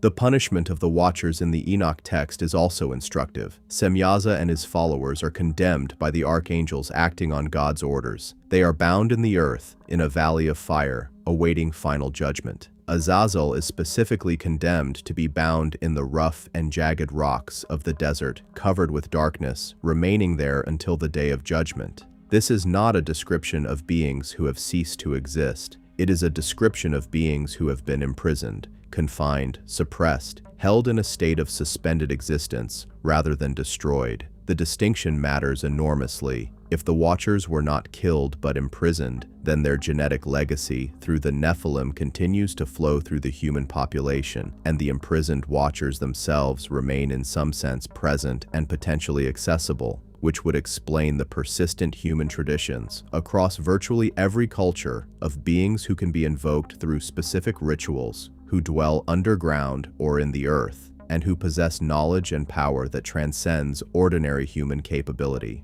The Nephilim themselves are described in both Genesis and Enoch as having perished in the flood. The giants, Nephilim, fell.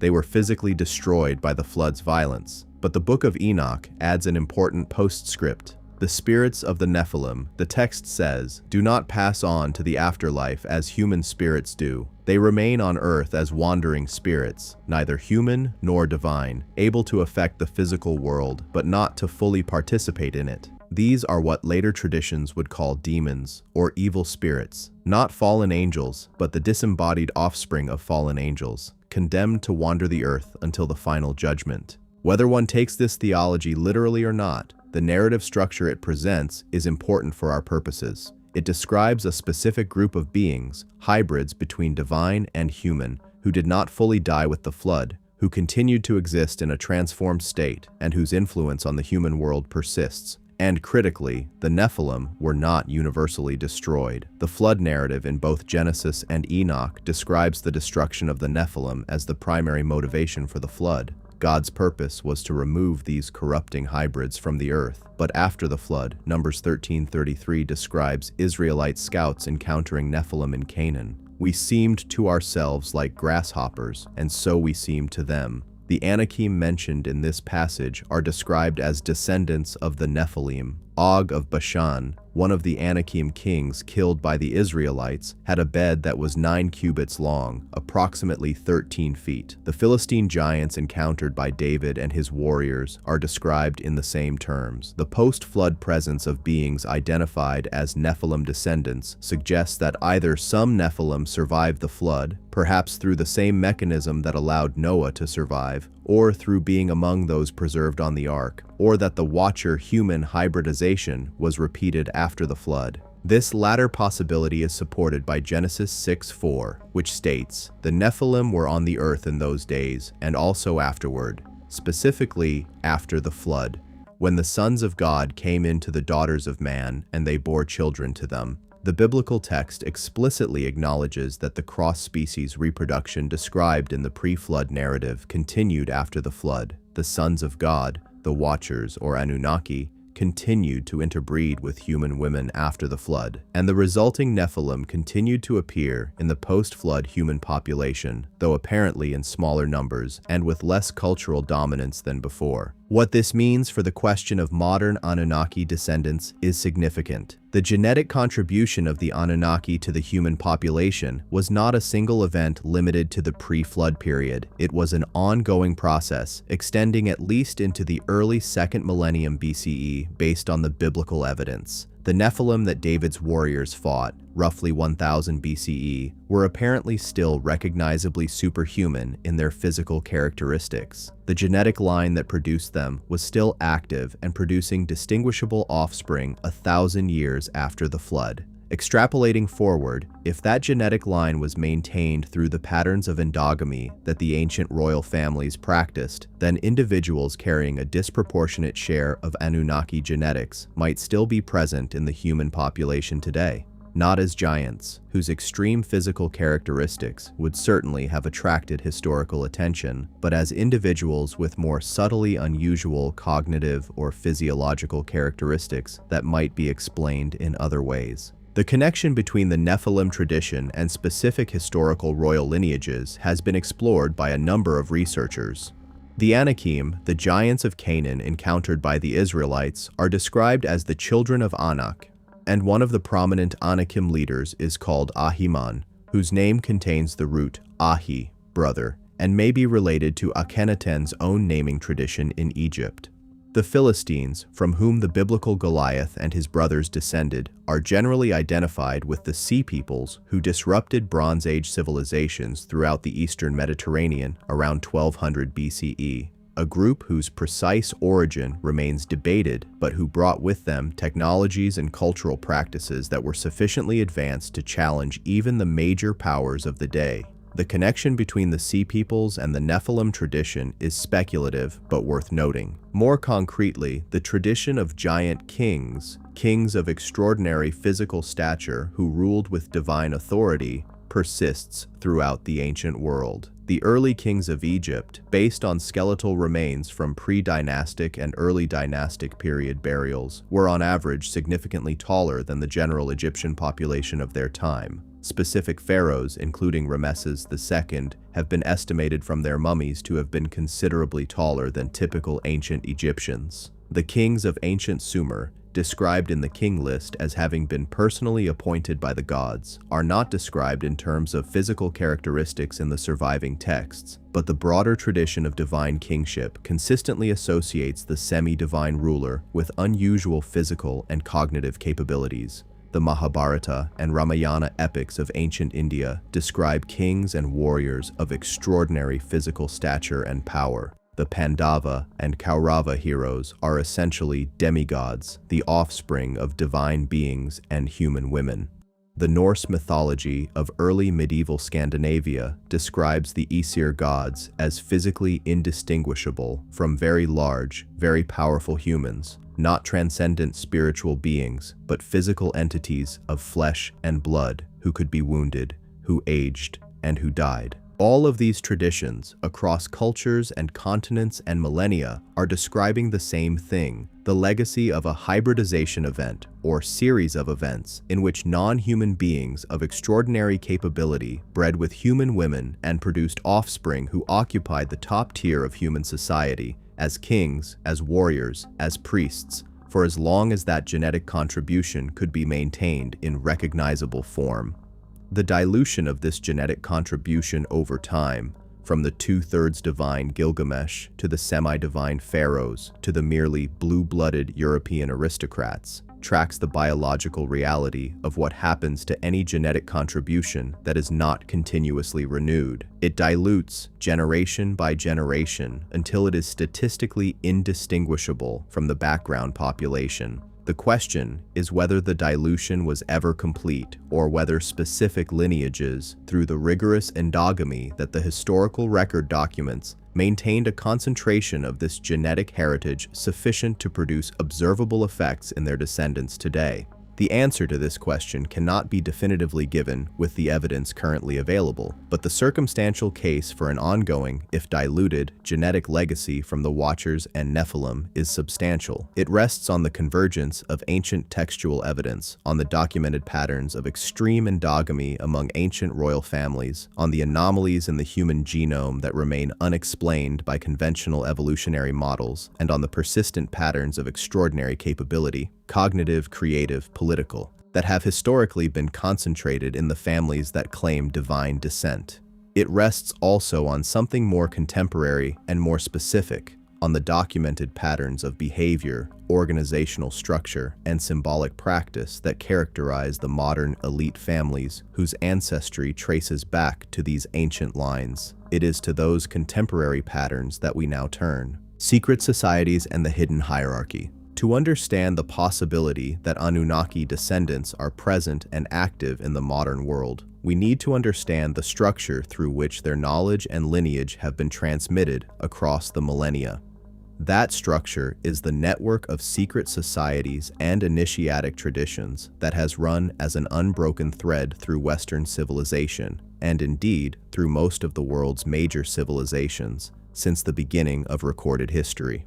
These are not fringe organizations. They have included among their members kings, popes, scientists, philosophers, presidents, and prime ministers. Their existence is documented, Their rituals, in many cases, are known. What remains hidden is not their existence, but their ultimate purpose, and the identity of whatever power or knowledge they ultimately serve. The oldest documented mystery tradition in the Western world is that of ancient Egypt, specifically the mystery schools associated with the temples of Heliopolis, Memphis, and later Alexandria.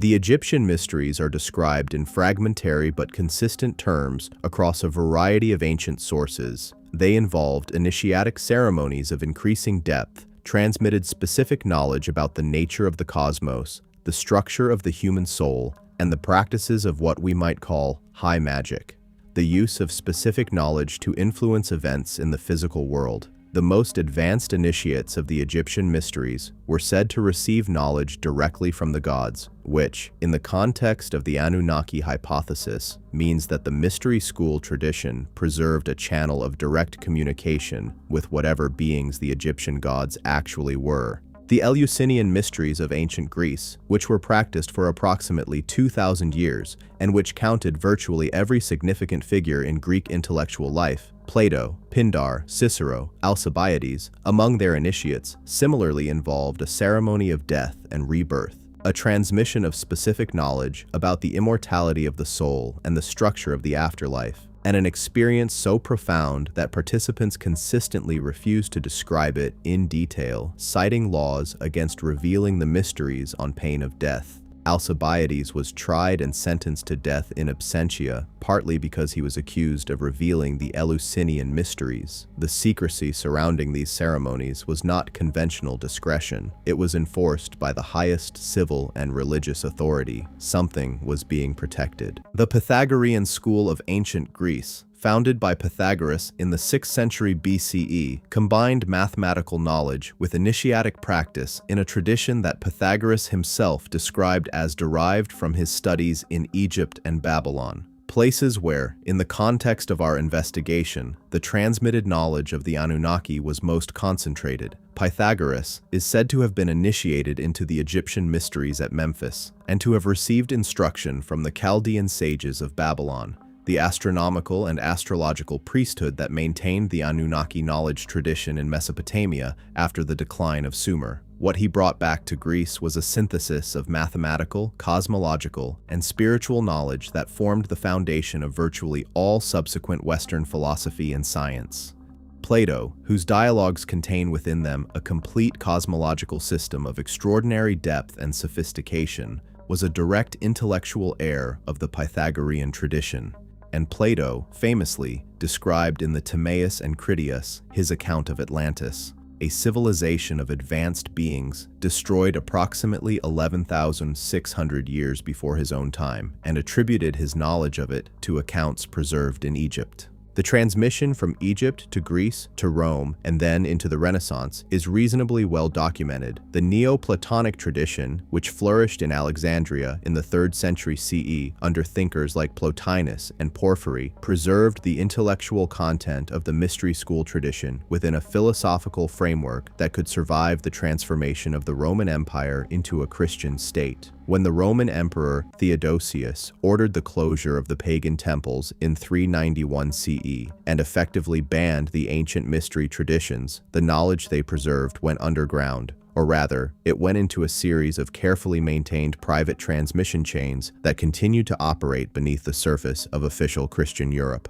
The Hermetic tradition, which we mentioned in the previous section, represents one of the most important of these underground transmissions. The Corpus Hermeticum, the collected writings of the Hermetic tradition, was lost to Western Europe for approximately 1,000 years, surviving only in Byzantine monasteries and in the Islamic world, where the figure of Hermes Trismegistus was absorbed into the tradition of Islamic alchemy as Idris. When the Corpus Hermeticum was rediscovered and brought to Florence in 1460, commissioned by Cosimo de' Medici to be translated before the Platonic texts were even finished, it electrified the Renaissance intellectual world. Marsilio Ficino, who translated it, believed that he had recovered the original wisdom of the first prophet, the teaching given to humanity at the very beginning by a divine being. The Florence that Ficino and his contemporary Pico della Mirandola inhabited became, under the Medici patronage, the hub of a Renaissance intellectual tradition that was explicitly attempting to recover the original wisdom of the ancient mysteries. The Rosicrucian manifestos, published in early 17th century Germany, the Fama Fraternitatis of 1614, the Confessio Fraternitatis of 1615, and the Chemical Wedding of 1616, announced the existence of a secret brotherhood dedicated to the reformation of knowledge and the advancement of science and spirituality. The manifestos described a figure called Christian Rosenkreuz, who had traveled to the Middle East and had there been initiated into a body of ancient wisdom, described as the knowledge of the Book M, presumably a magia or magical knowledge, which he then preserved in a brotherhood that would remain hidden until the world was ready to receive its teachings. The historical reality behind the Rosicrucian manifestos has never been established. No one has ever been able to definitively identify Christian Rosenkreuz or the original Rosicrucian Brotherhood as historical entities. But the manifestos' influence was enormous. They inspired generations of European intellectuals, shaped the development of early modern science. Francis Bacon's New Atlantis is heavily influenced by Rosicrucian themes, and fed directly into the development of Freemasonry, which emerged in its modern organized form in 1717. Freemasonry is the most widely spread and most publicly known of the initiatic traditions that descend from the ancient mystery schools. It claims, in its own mythology, to trace back to the construction of Solomon's temple, to the figure of Hiram Abiff, the master craftsman of the temple, who was murdered when he refused to reveal the secret word of the master mason. The Temple of Solomon, built in Jerusalem around 960 BCE, is itself a structure of considerable symbolic and architectural significance in the Anunnaki tradition. It was built on the site identified in some sources as the future location of the Third Temple, a rebuilding project that remains central to certain strains of modern geopolitics. But Freemasonry's deeper roots, as its own historical researchers acknowledge, go further back than Solomon, through the Pythagorean and Hermetic traditions, through the Egyptian mysteries, and ultimately to a point of origin that the Masonic initiate is told has always been. The connection between Freemasonry and the bloodlines of the ancient elites is documented in the historical record. The founding figures of modern Freemasonry in Britain include members of prominent aristocratic families whose genealogies connect to the ancient royal lines we have been discussing. The fraternity has counted among its members an extraordinary proportion of the individuals who have shaped modern Western civilization. American founding fathers, including George Washington, Benjamin Franklin, and Alexander Hamilton, British prime ministers and royals, the leaders of the major European revolutions, the scientists and philosophers of the Enlightenment. This is not a fringe claim. It is documented Masonic history available in any serious reference work on the organization. The question is not whether these powerful individuals were Freemasons. They were. The question is what the Masonic connection means in the broader context of the Anunnaki hypothesis.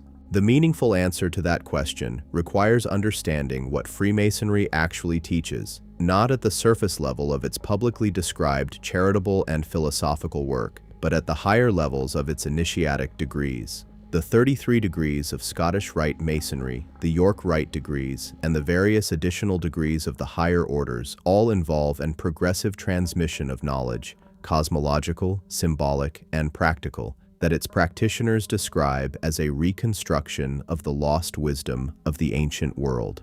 The 33rd degree, which is the highest formally recognized degree in Scottish Rite Masonry, is said to involve the transmission of information so fundamental about the nature of reality and the structure of power that it transforms the initiate's understanding of the world entirely. Former 33rd degree initiates who have spoken publicly about the contents of their initiation, figures like Albert Pike, whose 19th century opus Morals and Dogma is the most complete public description of higher Masonic teachings, and Manly P. Hall, whose The Secret Teachings of All Ages is perhaps the most comprehensive survey of the esoteric tradition ever published, describe this wisdom as ultimately astronomical and cosmological in character, concerned with the relationships between celestial bodies, the nature of the human soul in the context of the cosmos, and the identity of the divine source of all knowledge. Albert Pike, who served as the Sovereign Grand Commander of the Southern Jurisdiction of Scottish Rite Masonry from 1859 to 1891, was explicit in Morals and Dogma that the true god of Freemasonry's higher degrees was Lucifer, which in the context of Pike's Hermetic theology did not mean the Christian devil, but rather the light bearer, the divine principle of illumination, wisdom, and enlightenment.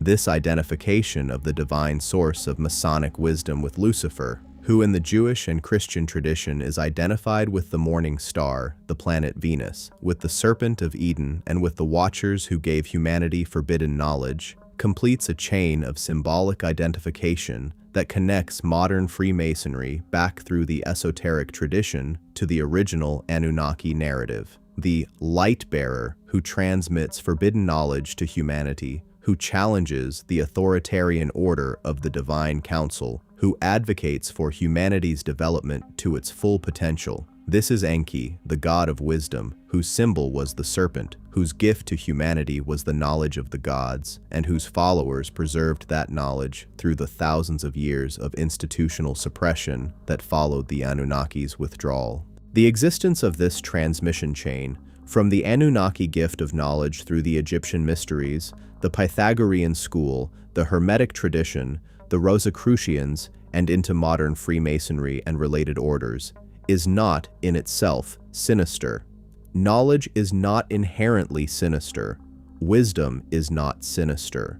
The question is what this knowledge is used for, who controls access to it, and what the relationship is between the custodians of this knowledge and the broader human population that does not have access to it. And this is where the Anunnaki hypothesis becomes not merely a historical question, but a contemporary political one. If a lineage of beings with superior genetic inheritance from the Anunnaki has maintained control of the most significant knowledge traditions in human civilization, and if that control has been used to manage human social development in specific directions, specifically to maintain the kind of hierarchical, labor-intensive social structures that the Anunnaki originally designed humanity to inhabit, then the history of Western civilization begins to look quite different. It looks less like the story of humanity's gradual self-improvement and more like the story of a managed population, periodically given just enough knowledge to maintain its usefulness and its stability, but consistently denied the deeper knowledge that would allow it to organize itself in genuinely autonomous and self-determined ways. It looks, in other words, like a farm.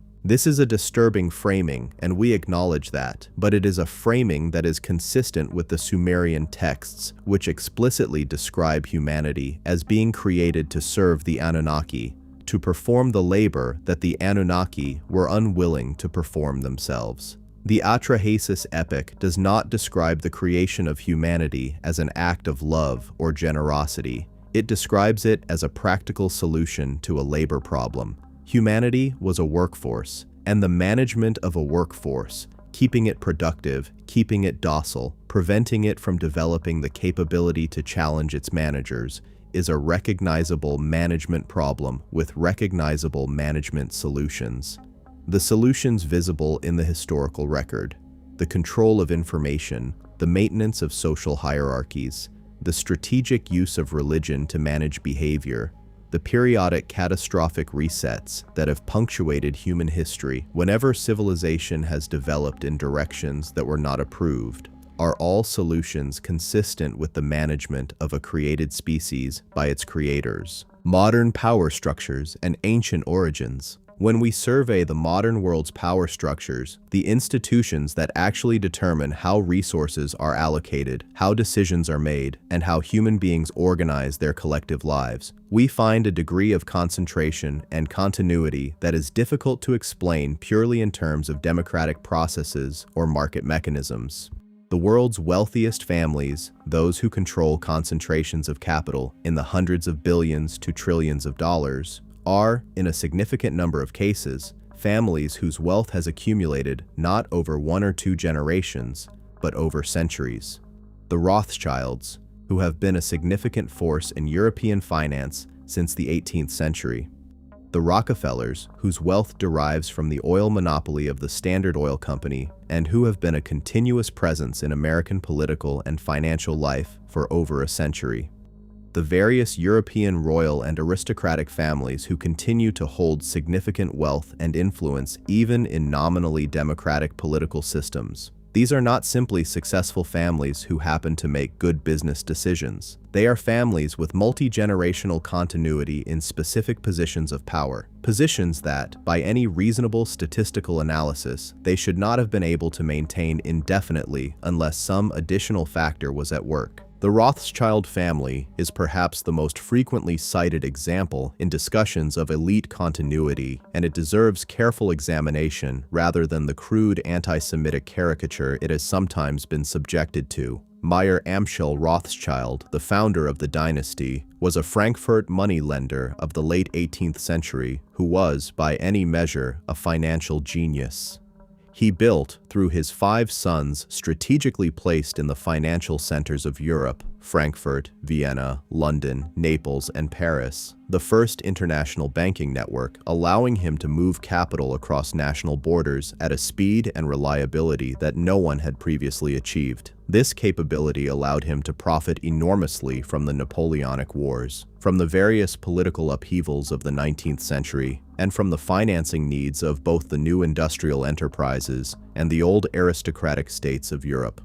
By the middle of the 19th century, the Rothschild family was, by most estimates, the wealthiest family in the world. What is interesting about the Rothschilds for our purposes is not merely their wealth, but their genealogical practices. Like the European royal families they lent money to and with whom they intermarried, the Rothschilds practiced systematic endogamy across generations. Of 18 marriages contracted among Meyer Amschel's grandchildren, 14 were between first or second cousins. The family maintained, consciously and deliberately, a genetic tightness that mirrors the endogamic patterns of the ancient royal families we have been discussing.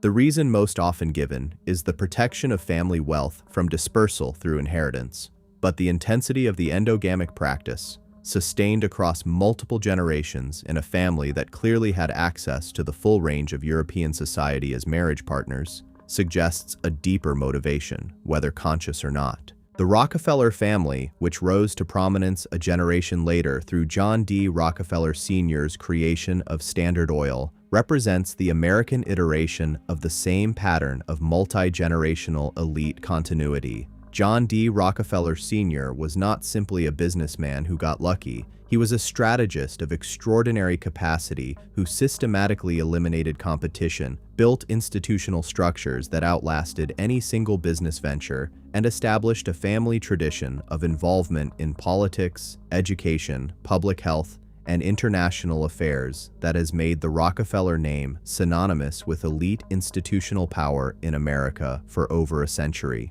The institutions that the Rockefellers have funded and shaped, including the University of Chicago, the Rockefeller University, the Council on Foreign Relations, the Trilateral Commission, and through Standard Oil's successors, the energy policy of the modern world, have a combined impact on human civilization that is difficult to overstate. The Council on Foreign Relations and the Trilateral Commission are perhaps the clearest contemporary examples of the kind of institutional structure that, when viewed through the lens of the Anunnaki hypothesis, looks like a management interface between the Anunnaki descendants and the broader human population. The Council on Foreign Relations, founded in 1921 and headquartered in New York, is a private membership organization that has shaped American foreign policy to an extraordinary degree since its founding. Its membership has included virtually every significant figure in American foreign policy over the past century: secretaries of state, national security advisors, CIA directors, and the leaders of the major financial institutions. Its publication, Foreign Affairs, has served as the primary venue for articulating American foreign policy strategy. The organization is not secret.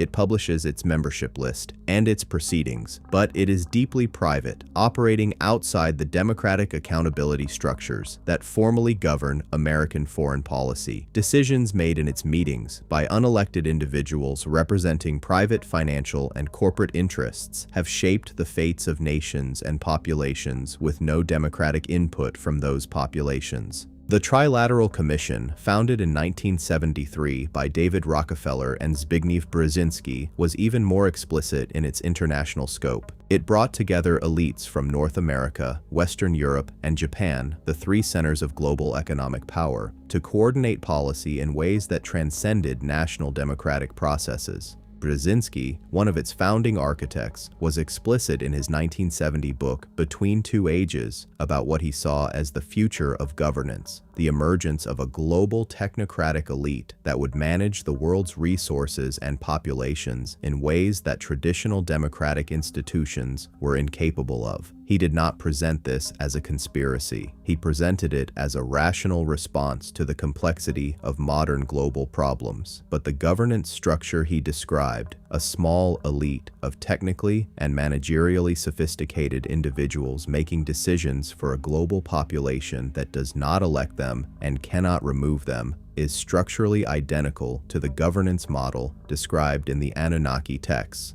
A small group of divine beings managing a created human population for purposes the population does not fully understand. The connection between modern elite institutions and ancient esoteric traditions is not merely theoretical. The initiatic structure of Freemasonry has direct counterparts in the institutional cultures of the modern elite. The Skull and Bones Society at Yale University, whose membership has included George W. Bush, John Kerry, and numerous other figures who have held positions of significant power in American politics, finance, and intelligence, is an initiatic society modeled explicitly on European aristocratic secret brotherhoods. Its rituals, which have been partially described by former members and through investigative journalism, involve ceremonies of death and rebirth, the revelation of personal secrets as a bonding mechanism, and the explicit creation of a loyalty structure that supersedes ordinary social and institutional loyalties. Skull and Bones members are expected to prioritize the interests of the order over other considerations, a structure that, in the context of our analysis, looks like precisely the kind of loyalty management system that would be needed to maintain a hereditary elite's cohesion and effectiveness across generations. The Bilderberg Group, which has been meeting annually since 1954 and which brings together the most powerful figures in politics, finance, media, and academia from across the Western world, represents another node in this network. Unlike the Council on Foreign Relations, the Bilderberg Group does not publish the contents of its discussions. Attendees are explicitly asked to maintain confidentiality about what is discussed. The justification for this secrecy, as offered by the organization itself, is that it allows participants to speak frankly about policy without the political constraints of public discourse. The consequence of this secrecy is that decisions that affect billions of people, decisions about monetary policy, military strategy, energy policy, and global governance are made or shaped at meetings where those billions of people have no representation and no access. What connects the Bilderberg Group, the Council on Foreign Relations, the Trilateral Commission, and the older fraternal societies is not merely their shared elite membership, though that is documented and consistent. What connects them is a shared organizational principle: the management of the world's affairs by a self-selected, self-perpetuating group of individuals who claim, implicitly or explicitly, a superior fitness for governance that is not subject to democratic validation. This claim, that some people are more fit to govern than others, not because of their demonstrated wisdom or virtue, but because of their birth and their initiation, is the oldest political claim in the world. It is the claim of the Sumerian kings who received divine kingship from heaven. It is the claim of the Egyptian pharaohs who were gods incarnate. It is the claim of the Merovingian long-haired kings. It is the claim of every European dynasty that ruled by divine right. And it persists in more sophisticated and less obviously mystical form in the modern institutional arrangements through which a small class of individuals continues to make the most consequential decisions for the human species as a whole. The persistence of this claim across thousands of years and across the most radical transformations in political systems, technologies, and cultural values is itself remarkable. Democracy has been tried, overthrown, and reinvented multiple times in Western history. Revolutions have toppled kings and aristocracies in the name of equality and popular sovereignty. The social upheavals of the 20th century have dismantled most formal aristocratic privilege in Western societies. And yet, at the level of actual power, the power that determines who profits from war, who controls monetary policy, who shapes the information environment, who has access to technologies and knowledge not available to the general population, the same families or the same network of families, maintains a degree of continuity that democratic revolutions have barely dented. The Rothschilds survived the French Revolution, the Napoleonic Wars, the Franco-Prussian War, both world wars, and the Holocaust, emerging from each catastrophe with their essential network intact, often stronger than before. The British royal family survived the democratization of European politics that swept away most of its counterparts, adapting its public role while maintaining its private influence. The American banking elite has survived every populist challenge since Andrew Jackson's bank war of the 1830s, emerging from the Great Depression with regulatory frameworks that, while constraining in some ways, ultimately formalized the Federal Reserve System's control over the money supply in ways that benefited the large banks. This resilience is not accidental. It is the product of institutional structures, networks of loyalty, channels of information, mechanisms of mutual protection that have been refined over centuries. And in the context of the Anunnaki hypothesis, it is the product of something more fundamental, a biological and cognitive inheritance that provides the individuals who carry it with advantages in intelligence, in strategic thinking, in emotional regulation, in the capacity for long-term planning, that make them genuinely better at accumulating and maintaining power than ordinary humans. This is not to say that all or even most of the people at the apex of modern power structures are Anunnaki descendants in any meaningful genetic sense. Plenty of people in positions of great power got there through ordinary human ambition, intelligence, and luck. But the thesis we are advancing is that among the most persistent and most effective of the world's power holders, there is a subset whose effectiveness is not entirely accounted for by ordinary human attributes, and that subset's effectiveness may have a biological component that traces back to the events described in the ancient texts. The question of whether this constitutes benevolent management or malevolent control is one we will address directly in the next section.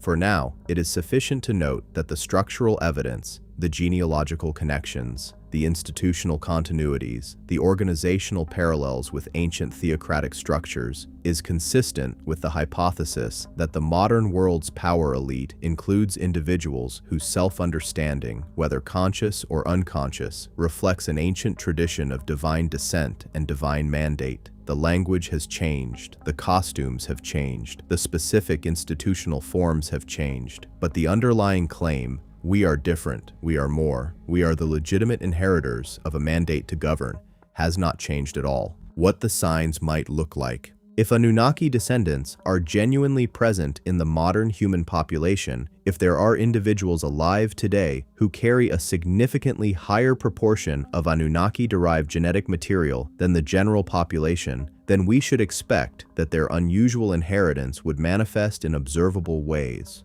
Not necessarily in the dramatic fashion of the ancient texts, where Nephilim giants terrorized entire populations, but in subtler, more naturalistic ways that would not necessarily be recognized as such without the context this documentary has been building.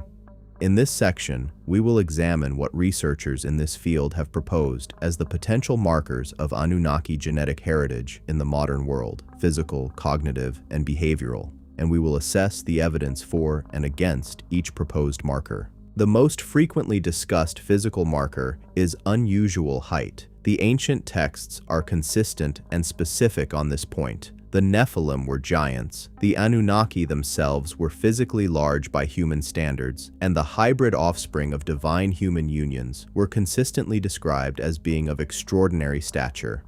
The modern human height distribution, like most biological traits, follows a bell curve, and individuals at the extreme upper end of that distribution, the very tall, have been subjects of fascination and sometimes of social elevation throughout history. What is notable when we examine the heights of historically powerful individuals is a statistically significant overrepresentation of very tall individuals in positions of political and military leadership. The Roman general Julius Caesar was described as tall for his time. Napoleon, often misrepresented as short due to a misunderstanding of French measurement systems, was actually of above average height for a Frenchman of his era. Abraham Lincoln, at 6 feet 4 inches, remains one of the tallest U.S. presidents. Studies have consistently shown that taller candidates tend to win electoral contests, and that taller individuals tend to be perceived as more authoritative and competent. Whether this simply reflects the social advantages of height in a culture that has historically associated physical size with strength and status, or whether it reflects something more fundamental about the cognitive and hormonal differences associated with the genetic configurations that produce great height, is an open question. More interesting than raw height, however, are the specific constellations of traits that some researchers have associated with what they term Anunnaki phenotype, a cluster of physical and cognitive characteristics that tend to appear together in individuals from lineages with high ancient Near Eastern or European aristocratic ancestry. These proposed traits include unusually large cranial volume, particularly in the frontal and temporal lobes associated with planning, strategic thinking, and social cognition. A higher than average frequency of certain eye colors, particularly green and blue, which are associated with specific genetic variants that first appeared in the human population relatively recently in evolutionary terms. A predisposition towards certain intellectual capabilities, particularly mathematical and musical reasoning. An unusual intensity of focus and executive function. A relative insensitivity to social conformity pressure. And an unusual relationship with sleep, including either greatly reduced sleep requirements or specific patterns of nocturnal cognitive activity that are associated with different circadian rhythms from the general population. We want to be careful here. None of these traits, individually or in combination, proves anything about genetic heritage from non-human sources. All of them can be fully accounted for within the framework of normal human genetic variation. What makes them worth noting in this context is not that they are unexplainable by conventional genetics, but that they cluster together in specific lineages, and that those lineages, when their genealogical histories are examined, tend to trace back to the same set of ancient Near Eastern royal families that the textual and genealogical evidence we have been examining connects to the Anunnaki tradition. The clustering is the interesting signal. Any individual trait might be coincidence. The consistent clustering of traits in specific lineages, pointing back to specific historical focal points, is a pattern that demands explanation. The Rh negative blood type, discussed in the genetics section, bears revisiting here in terms of its modern population distribution. The highest frequencies of Rh negative blood, as noted, are found among the Basque people, among Ashkenazi Jewish populations, and among certain Middle Eastern populations, specifically the Druze of Lebanon and Israel, who are one of the most genetically isolated populations in the modern world, and who have one of the most unusual religious traditions: the belief in transmigration of souls, the existence of specific initiatic knowledge available only to their inner circle, the Uqal, and a direct claim to a tradition that predates all the major Abrahamic religions. The coincidence of high Rh negative frequency with populations that have maintained extreme cultural and genetic isolation, and that in several cases claim access to ancient esoteric knowledge, is worth noting. The Druze, in particular, trace their religious origins to a cosmological tradition that includes non-human divine beings who transmitted specific knowledge to humanity, a tradition that maps, in its structure if not in every detail, onto the Anunnaki narrative. The question of exceptional cognitive ability and its relationship to lineage is one of the most sensitive areas of this investigation because it touches on the deeply contested terrain of intelligence genetics and the history of eugenics, which produced some of the 20th century's worst atrocities. We want to be absolutely clear that what we are proposing here is not a hierarchical ranking of human populations by intelligence, which is both scientifically unjustified and ethically repugnant. What we are asking is a more specific question. Is there evidence that exceptional cognitive ability, specifically the kind of multi-domain genius that produces individuals who are able to make extraordinary contributions in science, mathematics, philosophy, and the arts simultaneously, shows any pattern of genealogical concentration that might be consistent with the hypothesis of a specific genetic contribution from an unusual source? The genealogical connections among intellectual geniuses are, in fact, notable when examined carefully. Studies of the genealogy of Nobel Prize winners have found a higher than expected degree of genealogical interconnection. That is, Nobel laureates are more likely than random chance would predict to be related to other Nobel laureates, to members of certain European aristocratic families, and to certain religious communities, particularly Ashkenazi Jewish communities and certain Protestant communities in Northern Europe that have historically practiced intensive endogamy. This finding is well within the mainstream of genetics. It simply reflects the fact that cognitive ability has a significant genetic component, and that cognitive ability concentrates in populations that practice assortative mating, the tendency of highly intelligent people to pair with other highly intelligent people. But it is also consistent, in a weaker sense, with the hypothesis that there is a specific genetic contribution to exceptional cognitive ability that has been maintained through specific lineages over many generations. The neuroscientist and author Dr. Michael Persinger spent decades researching the neurological basis of what he called temporal lobe sensitivity, an unusual configuration of the brain's temporal lobes that predisposes individuals to certain kinds of unusual perceptual experiences, including visions, a sense of presence of non-physical entities, extreme pattern recognition, and what might be called mystical or religious experiences. Persinger found that individuals with high temporal lobe sensitivity are, statistically, more likely to be creative geniuses, more likely to have unusual religious or spiritual experiences, and more likely to report experiences that they interpret as contact with non-human intelligences. The temporal lobe sensitivity configuration is genetic and hereditary. Its highest concentrations, according to Persinger's research, are in specific populations with long histories of mystical or esoteric religious practice. Populations, again, that tend to trace their lineages back to the ancient Near East and to the priestly classes of early civilization. The research of psychologist Daryl Bem on extrasensory perception, which produced some of the most statistically significant findings ever published in parapsychology using rigorous double-blind experimental designs, has added another dimension to this picture. Bem's 2011 paper in the Journal of Personality and Social Psychology reported 9 experiments that found statistically significant evidence for what he called retroactive influence, the capacity of future events to influence present behavior, which would imply some form of perception that extends beyond the 5 ordinary senses. The paper was published in a mainstream psychology journal after rigorous peer review, and its statistical findings have been replicated in some subsequent studies and challenged in others. The existence of psi-related capabilities, whatever their ultimate explanation, and their clustering in specific individuals and families is a data point that, from the perspective of the Anunnaki hypothesis, might represent the expression of cognitive capabilities that were part of the original Anunnaki genetic endowment.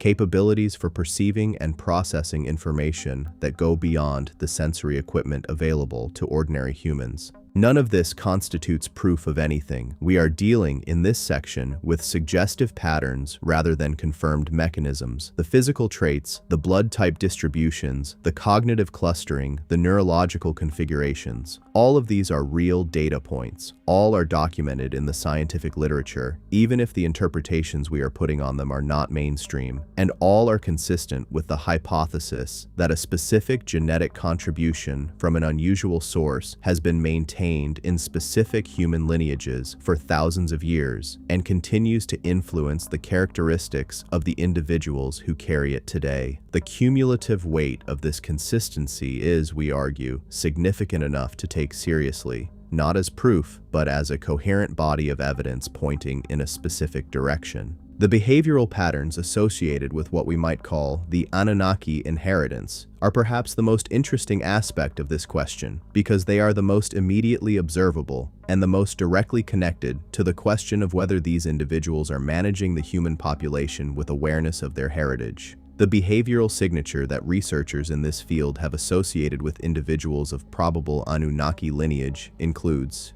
an unusual quality of long-term strategic thinking that extends across generational timescales, a capacity for maintaining complex, multivariable institutional structures over periods of time that exceed any single lifetime, an apparent comfort with very long time horizons that seems qualitatively different from ordinary human planning, a certain quality of social intelligence that allows them to move effectively across different cultural contexts, adapt their presentation to different environments, and maintain the core of their identity and purpose while varying the surface expression, and an unusual capacity for maintaining secrets, for compartmentalizing information and managing different relationships with different individuals or groups in ways that preserve information asymmetries that are to their advantage. These behavioral traits, like the physical and cognitive traits discussed above, are all individually explicable in terms of ordinary human psychology and socialization.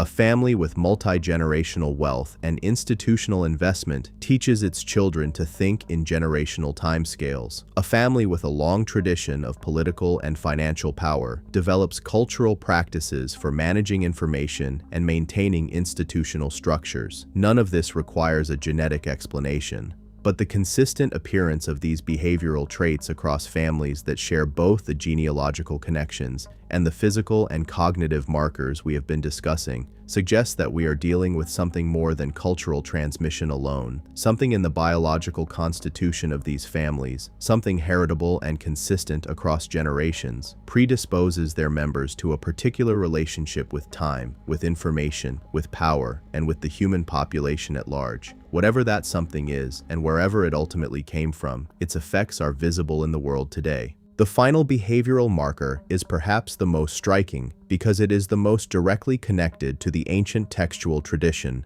the persistent use of ancient symbolism by modern elite families and institutions.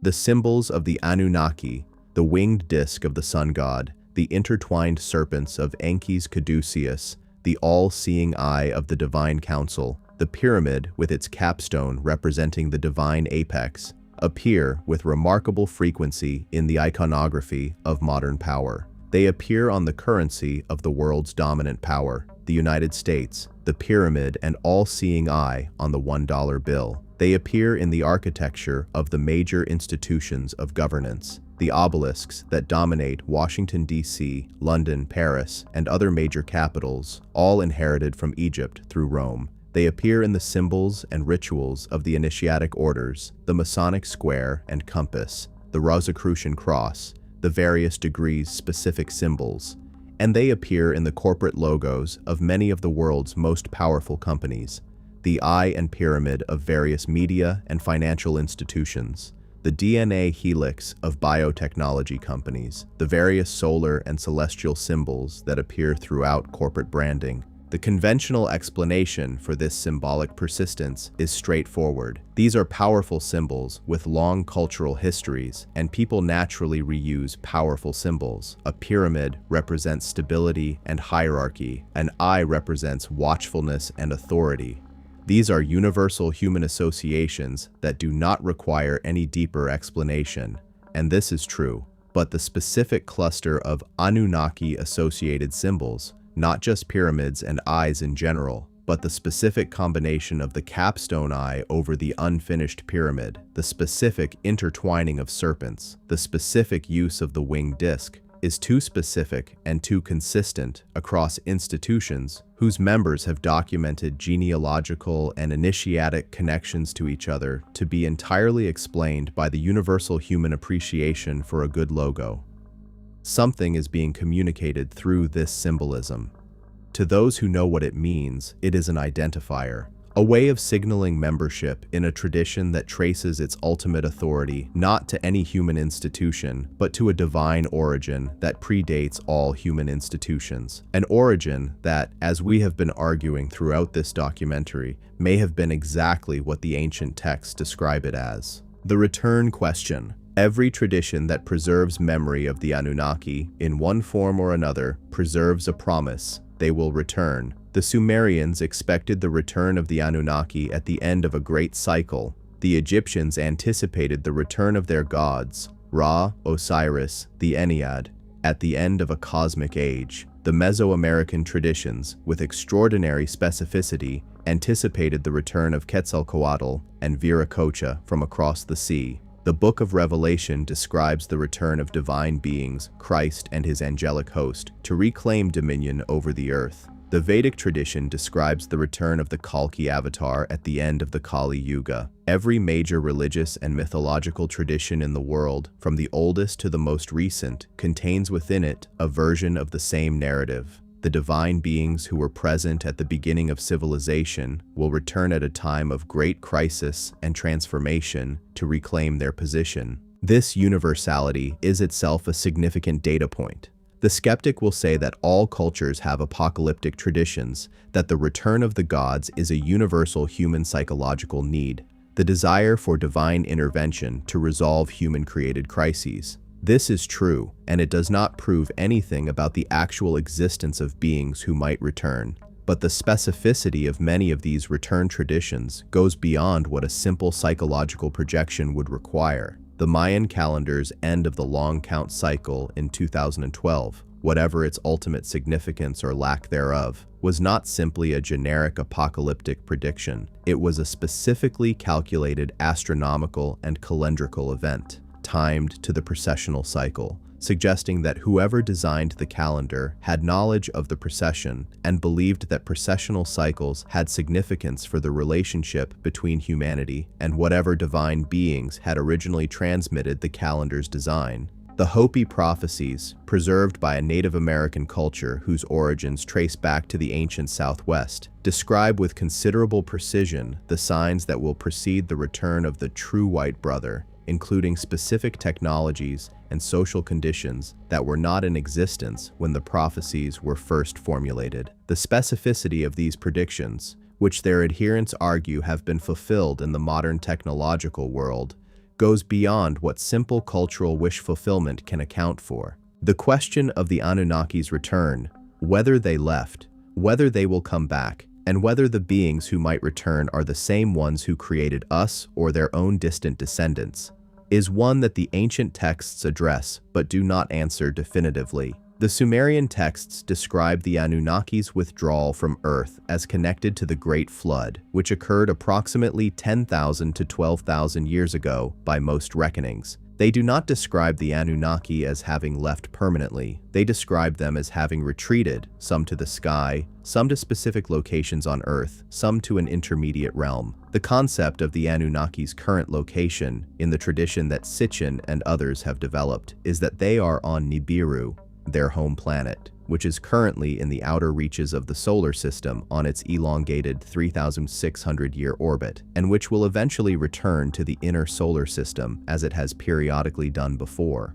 Whether or not the Nibiru hypothesis is literally correct, and there is no current astronomical evidence for a large undiscovered planet in the inner solar system, though the existence of a distant large planet in the outer solar system, sometimes called Planet 9, is actively debated in the scientific community. The question of whether the Anunnaki's genetic descendants on Earth are aware of and preparing for such a return is a fascinating one. If the initiatic traditions we have been examining are genuine preservation mechanisms for Anunnaki knowledge and Anunnaki loyalty, then the highest levels of those traditions might include knowledge about the return, timing, preparation, the appropriate response of the Anunnaki's earthly representatives when the cosmic cycle reaches its critical point. The behavior of modern elite institutions in the past several decades, viewed through this lens, takes on a peculiar cast. The extraordinary acceleration of genetic technology, the Human Genome Project, CRISPR gene editing, synthetic biology, the development of genetic therapies that can modify heritable traits, might represent something more than the natural development of human science. If an elite with Anunnaki heritage is managing the direction of technological development, and if that elite is aware that a period of contact or return is approaching,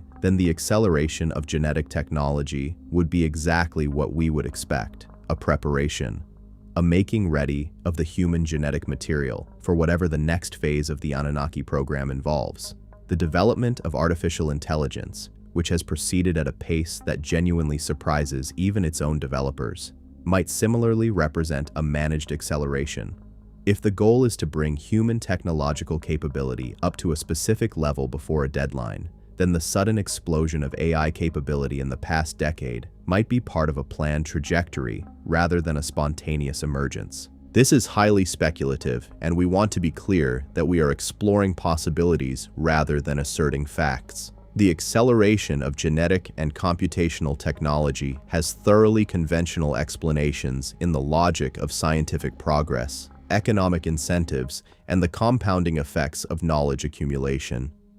But it is notable that the acceleration has occurred in a period that multiple ancient calendrical traditions, the Mayan, the Vedic, the Hopi, have identified as a time of transformation and return.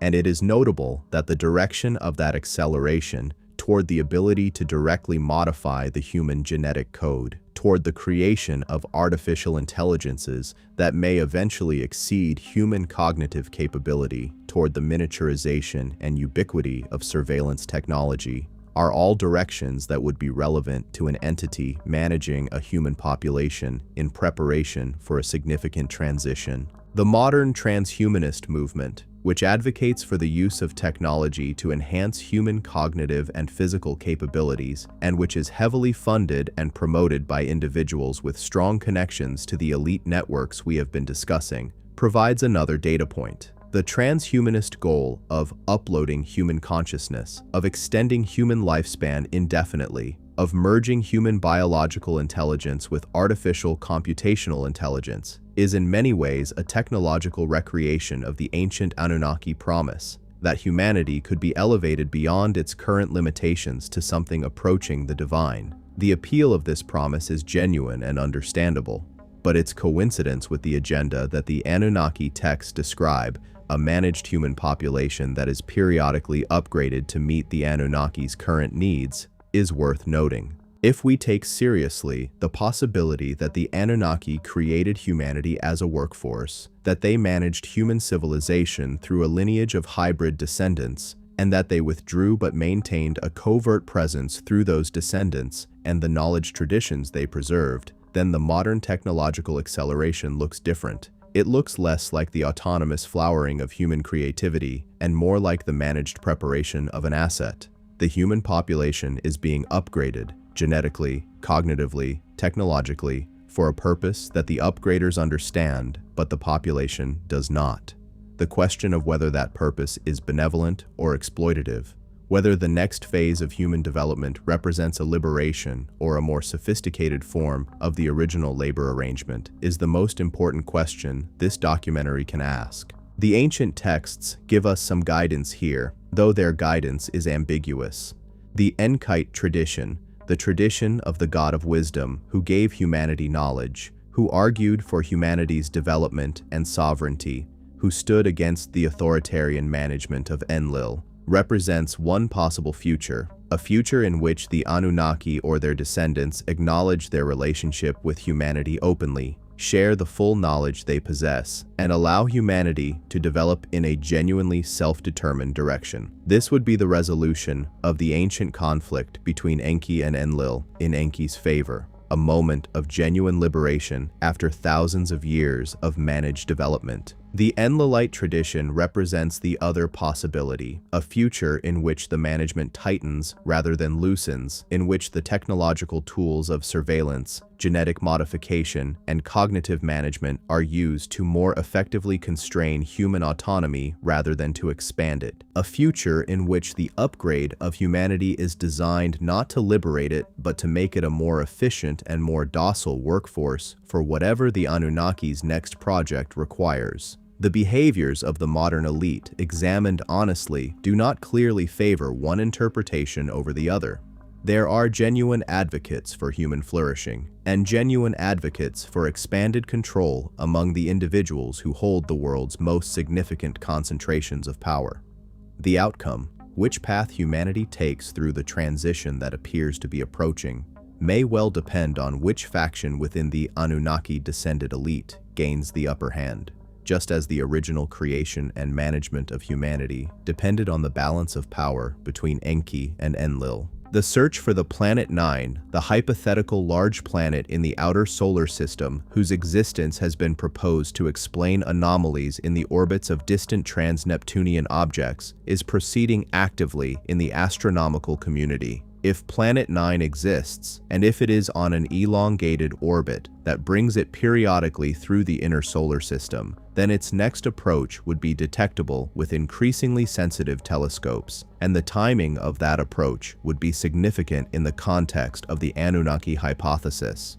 The research team, led by Konstantin Batygin and Mike Brown at Caltech, who proposed the Planet 9 hypothesis in 2016, have continued to refine their predictions. The Vera Rubin Observatory in Chile, which began full operations in 2024, is specifically designed to survey the full sky in unprecedented depth and is expected either to find or definitively rule out Planet 9 within the next decade. The outcome of that search will be, in a certain sense, a test of the Anunnaki hypothesis, not a definitive one, since the absence of a physical Nibiru does not preclude the existence of the Anunnaki by other means, but a meaningful piece of evidence either way. In the meantime, the question of whether the Anunnaki descendants who are present among us are aware of their heritage, whether they know what they carry, what it means, and what is approaching, is one that cannot be answered from outside. The initiatic structures through which this knowledge would be transmitted are designed specifically to be opaque to those outside them. But the behavioral patterns we have examined, the persistence of specific symbols, the maintenance of specific lineages, the organizational structures that mirror ancient theocratic models, the direction of technological investment, are all consistent with a class of people who, at some level of their institutional life, if not always in their personal consciousness, are acting in accordance with an ancient mandate. Whether that mandate is disclosed to them explicitly at some level of initiation, or whether it operates through cultural transmission that does not fully reveal its own origins, the effect is the same. A subset of the human population is managing the broader population in ways that serve purposes the managers understand better than the managed. This situation, a managed humanity managed by a subset with superior information and possibly superior capabilities, is not necessarily a catastrophe. It depends entirely on the intentions and values of the managers. If the Anunnaki's original purpose, to use humanity as a labor resource, has evolved through thousands of years of hybridization and cultural development into something more like genuine stewardship, then the management might be in humanity's interests, even if it is not transparent about itself. If, on the other hand, the original labor relationship has been maintained and developed, if the modern economy, with its complex mechanisms for extracting value from human labor and concentrating it in the hands of a hereditary elite, is simply a more sophisticated version of the Anunnaki's original design, then the situation is deeply concerning.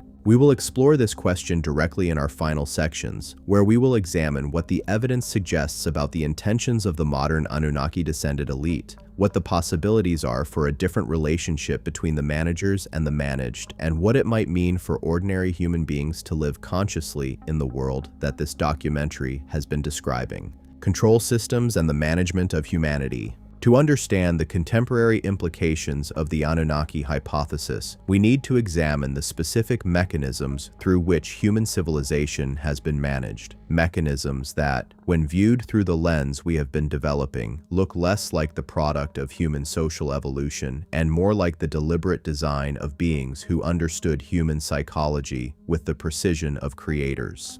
The most important of these mechanisms are the control of money, the control of information, the management of religion, and the strategic deployment of conflict. All four are ancient, all four appear, in their fundamental structure, in the earliest Sumerian records, and all four continue to operate in more sophisticated forms in the modern world.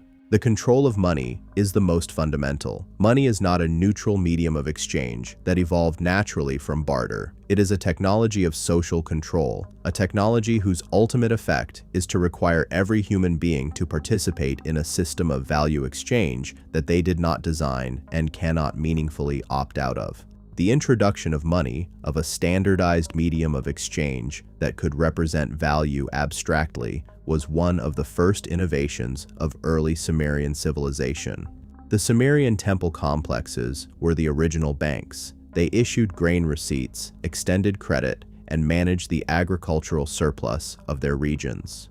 The priests who managed these temples were the same priests who maintained the records of divine authority and who communicated the Anunnaki's instructions to the human population. Money and divine authority were, from the beginning, administered by the same class of people. The modern monetary system, in its fundamental structure, has not changed from this ancient model. Money is created by banks, private institutions with governmental charters, through the mechanism of debt.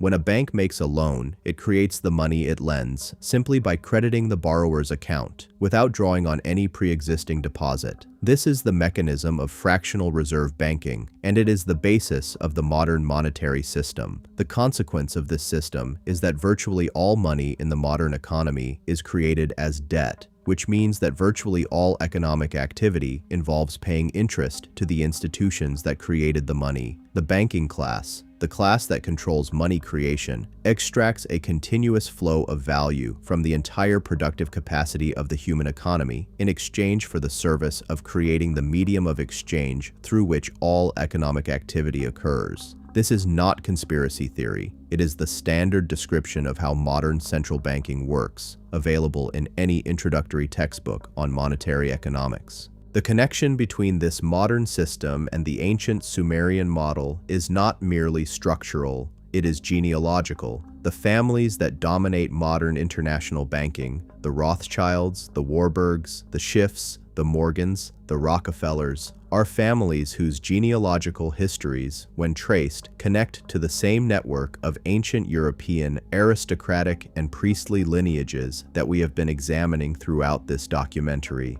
The development of modern banking in Renaissance Italy, in 17th century Netherlands, and in 18th century England was carried out by families who were members of the same initiatic networks, the Hermetic orders, the Rosicrucians, the Freemasons, that preserved the esoteric tradition from the ancient world. The Bank of England, founded in 1694, and the Federal Reserve System of the United States, established in 1913, both represent the formalization of money creation power in the hands of private financial institutions, whose ownership ultimately traces back to families with the genealogical and initiatic profiles we have been describing. The control of information is the second great management mechanism. Every civilization in history has had an information management system, an institution or set of institutions that controlled what knowledge was available to the general population, how it was framed, and what interpretations of events were considered legitimate. In the ancient world, this function was performed by the temples and the priestly class, who controlled the written records, the astronomical observations, the legal codes, and the theological frameworks that organized social life.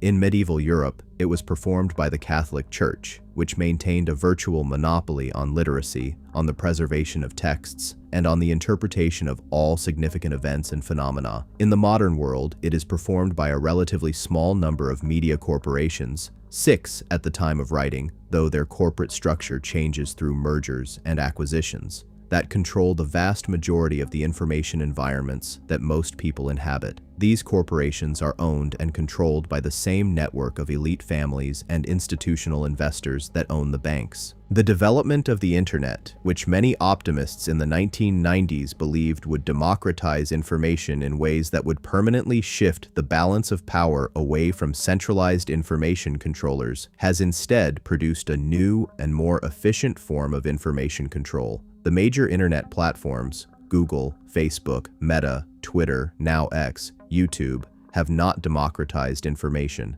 They have created new choke points through which information flows can be monitored, filtered, amplified, or suppressed with greater precision than any previous information management system in history. The individuals who control these platforms, and through them, the information environment of a significant proportion of the world's population, are again individuals with the institutional affiliations, genealogical connections, and behavioral profiles we have been associating with the Anunnaki descended elite. The coincidence is remarkable, and it becomes less coincidental the more carefully it is examined. The management of religion is the third mechanism, and it is perhaps the one with the deepest historical roots. From the Anunnaki perspective, religion was not invented by humanity as a means of making sense of a mysterious universe. It was designed by the Anunnaki as a management system, a set of beliefs, practices, and institutional structures that would maintain the human population in a state of productive submission to authority. The specific religious doctrines that have been most effective at maintaining this submission: the concept of original sin, which preconditions humanity to see itself as fundamentally flawed and in need of external redemption; the concept of divine authority, which legitimizes earthly power structures by connecting them to unquestionable divine will; the concept of an afterlife as the primary arena of meaningful existence, which redirects human energy from improving the conditions of terrestrial life to ensuring the condition of one's post-mortem soul, all serve the management function with extraordinary efficiency. This is not to say that there is no genuine spiritual dimension to human experience. The evidence from consciousness research, from parapsychology, from the phenomenology of mystical experience, all suggests that human beings do have access to dimensions of experience that go beyond the material and the rational. The Anunnaki may well have been beings with a sophisticated understanding of consciousness and its relationship to the cosmos, and some of what was transmitted through the ancient religious and mystery school traditions may represent genuine knowledge about the nature of reality that goes beyond what mainstream science currently acknowledges. The point is not that religion is entirely false. The point is that the institutional forms of religion, the churches, the creeds, the hierarchies of religious authority, have been designed from the beginning to serve a management function, and that the genuine spiritual content that exists within the religious traditions has been wrapped in institutional structures that simultaneously preserve it and control access to it, making it available in diluted form to the general population while reserving the full, undiluted version for the initiates of the inner circles. The Gnostic traditions, which flourished in the first few centuries of the Common Era and which were suppressed with considerable violence by the emerging Catholic Church, represent perhaps the clearest example of a genuine spiritual tradition that was recognized as a threat to the institutional management system and eliminated accordingly. The Gnostics, whose texts were dramatically expanded in our knowledge by the discovery of the Nag Hammadi library in Egypt in 1945, taught something remarkably consistent with the Anunnaki hypothesis that the God of the Hebrew Bible, the creator God who made humanity and imposed rules upon it, was not the true God, but a lower-order deity, the demiurge, who had created the material world as a prison for souls that belonged to a higher divine reality. The Gnostic tradition preserved in theological form the memory of a divine conflict, the Enki and Lil conflict, and sided with Enki's perspective. The creator god of Genesis was not benevolent but controlling, and the serpent who offered humanity knowledge was not an enemy but a liberator. The suppression of Gnosticism by the early Catholic Church, which was itself an institution built on the imperial Roman framework and which inherited the institutional structures of the Roman state, was not simply a theological dispute. It was a management operation, the Gnostic teaching that the God of the institutional religion was not the true God, that the institutional religion was a management system rather than a genuine path to liberation, and that individual human beings could access higher reality directly without institutional mediation, was existentially threatening to the entire framework of divinely legitimized institutional authority. If the demiurge was not the true God, then the institutional religion that claimed to represent him had no legitimate authority. If human beings could access higher truth directly, then the priesthood that claimed to mediate access to the divine was unnecessary. The institutional church had no choice but to destroy Gnosticism because Gnosticism destroyed the foundation of institutional religious authority. The strategic deployment of conflict is the fourth management mechanism. The pattern of war in human history is, on close examination, highly consistent with the hypothesis of managed conflict. Conflict designed not to produce genuine winners and losers in the long run, but to serve a management function: population reduction, resource reallocation, the destruction of independent power centers that have grown too large, and the creation of new institutional frameworks that serve the interests of the managers more effectively than the old ones. This is not to say that every war is secretly orchestrated by a hidden elite. Individual wars have individual causes, and the vast majority of the people who participate in wars, as soldiers, as political decision makers, as propagandists, are acting from genuine motivations of national interest, personal belief, or social pressure. But the pattern of major conflicts, when examined at the level of who benefits in the long run, shows a consistency that is difficult to explain as the random product of competing human ambitions. The two world wars of the 20th century are the most striking example. Both wars resulted ultimately in the enormous expansion of the financial and institutional power of the same small group of banking families and corporate interests that had been building their positions since the Industrial Revolution. The First World War, financed on all sides by the major international banks, produced the Treaty of Versailles, the League of Nations, forerunner of the United Nations, the establishment of the Federal Reserve's dominance over American monetary policy, and the foundation of the modern international order. The Second World War, financed by the same institutions that had financed the first, produced the United Nations, the International Monetary Fund, the World Bank, the Bretton Woods International Monetary System, the State of Israel, and the beginning of the Cold War. All institutional developments that enormously strengthened the position of the international financial and governmental elite relative to the sovereign nation-states and independent civil societies that had previously been able to limit elite power. The pattern, crisis, catastrophe, and the emergence from the catastrophe of new institutional structures that concentrate power more effectively has been observed by historians across a range of political and ideological perspectives. Naomi Klein described it in The Shock Doctrine as the deliberate exploitation of crises to implement policy changes that would be impossible in stable times. Carroll Quigley, a mainstream historian who was actually a mentor to Bill Clinton, and who therefore cannot be easily dismissed as a conspiracy theorist, described in his 1966 book, Tragedy and Hope, what he called the Anglo-American establishment, a specific network of families, banks, and institutions with interlocking memberships and consistent policy preferences, whose members he described as actively working to build a world order in which they would play a managing role. Quigley was not hostile to this agenda. He described it approvingly as the rational organization of global affairs by the most capable people.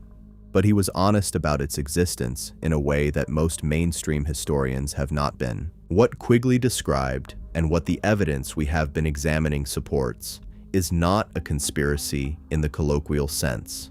Not a group of people meeting secretly and plotting specific world events in advance.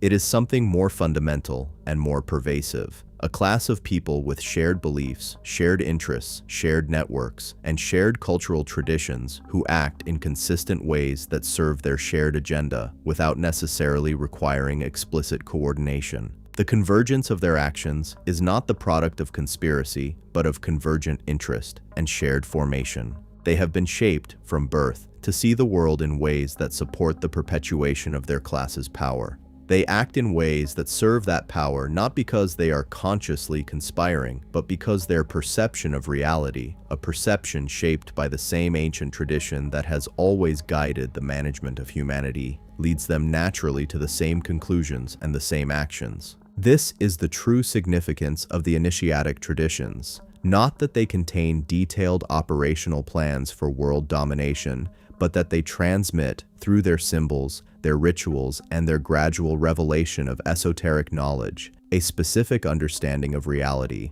one that includes the true nature of humanity's origins, the true purpose of civilization, and the true role of the initiated elite in managing the transition that is approaching. The outer layers of these organizations, the lodge meetings, the charity work, the professional networking, are genuine and serve a genuine social function. But the inner layers contain knowledge that transforms the initiate's understanding of what they are participating in.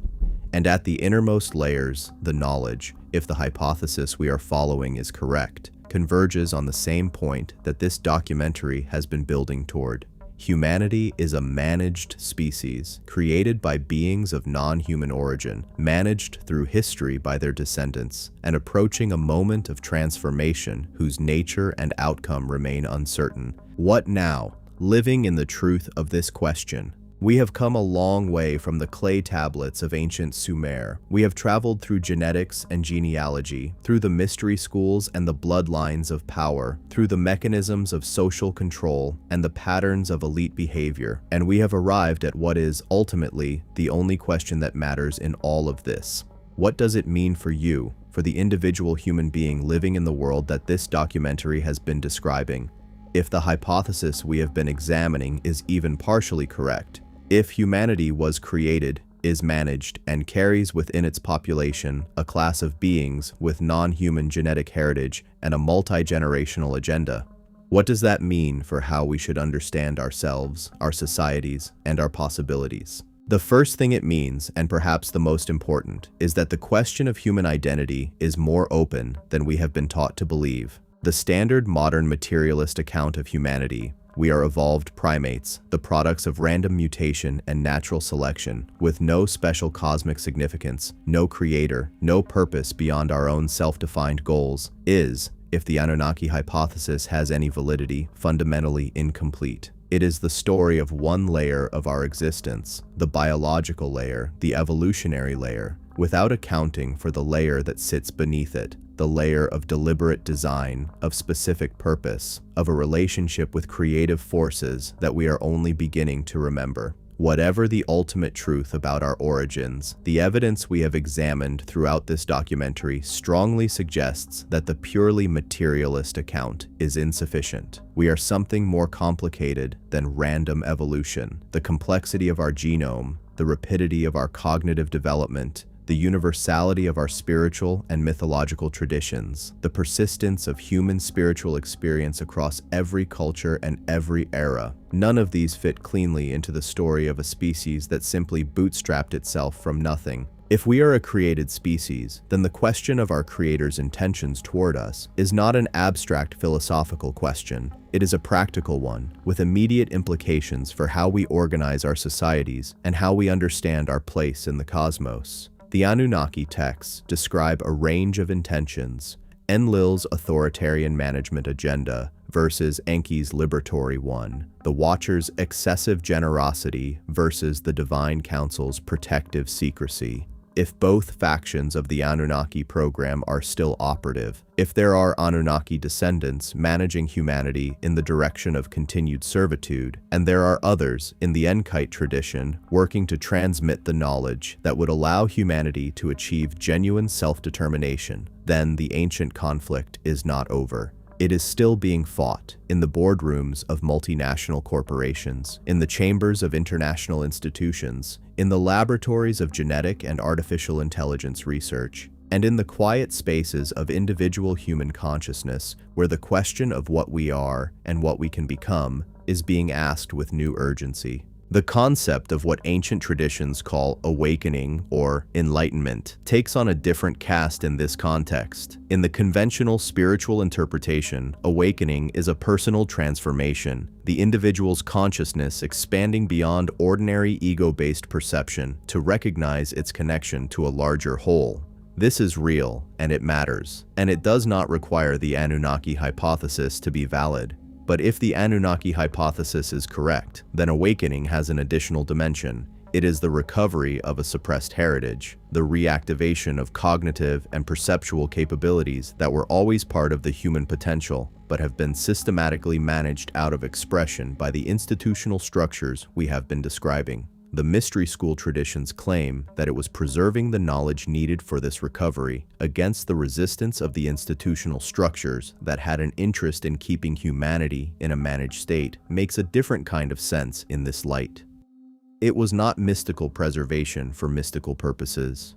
It was the maintenance of a manual, a set of instructions for activating the full suite of human capability in the face of a management system designed to keep that capability dormant. The practical implications of this for individuals are significant. If there are aspects of human cognitive and perceptual capability that have been systematically suppressed through educational systems that emphasize rote learning and compliance over creative intelligence, through information environments that prioritize entertainment over genuine inquiry, through medical systems that pathologize neurological diversity rather than recognizing its potential significance, through social structures that reward conformity and punish the kind of independent, non-conformist thinking that the most genuinely capable humans have always displayed.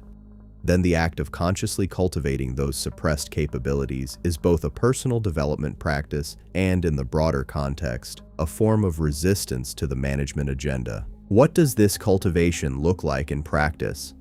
It looks like the deliberate development of critical thinking skills, the ability to examine evidence, follow arguments, identify logical fallacies, and resist the pull of authority when authority conflicts with evidence. It looks like the serious cultivation of intuitive and contemplative practices, meditation, visualization, conscious dreaming, that have been preserved in the world's spiritual traditions precisely because they develop aspects of human consciousness that purely rational, materialist education neglects. It looks like the development of genuine community, real human relationships built on trust, transparency, and shared purpose, as opposed to the managed pseudo-communities of social media platforms designed to maximize engagement and minimize genuine human connection. It looks like the recovery of genuine history, the willingness to examine what the ancient texts actually say, what the archaeological evidence actually shows, and what the genetic data actually implies, rather than accepting the managed, simplified, officially approved version of human origins. The question of whether to fear the Anunnaki hypothesis is one that this documentary has deliberately held in suspension until now. The answer is, it depends on which version of the hypothesis is true. If the Anunnaki created humanity as a labor force and their descendants are managing us in the direction of continued servitude, then the appropriate response includes both awareness and a very particular kind of resistance,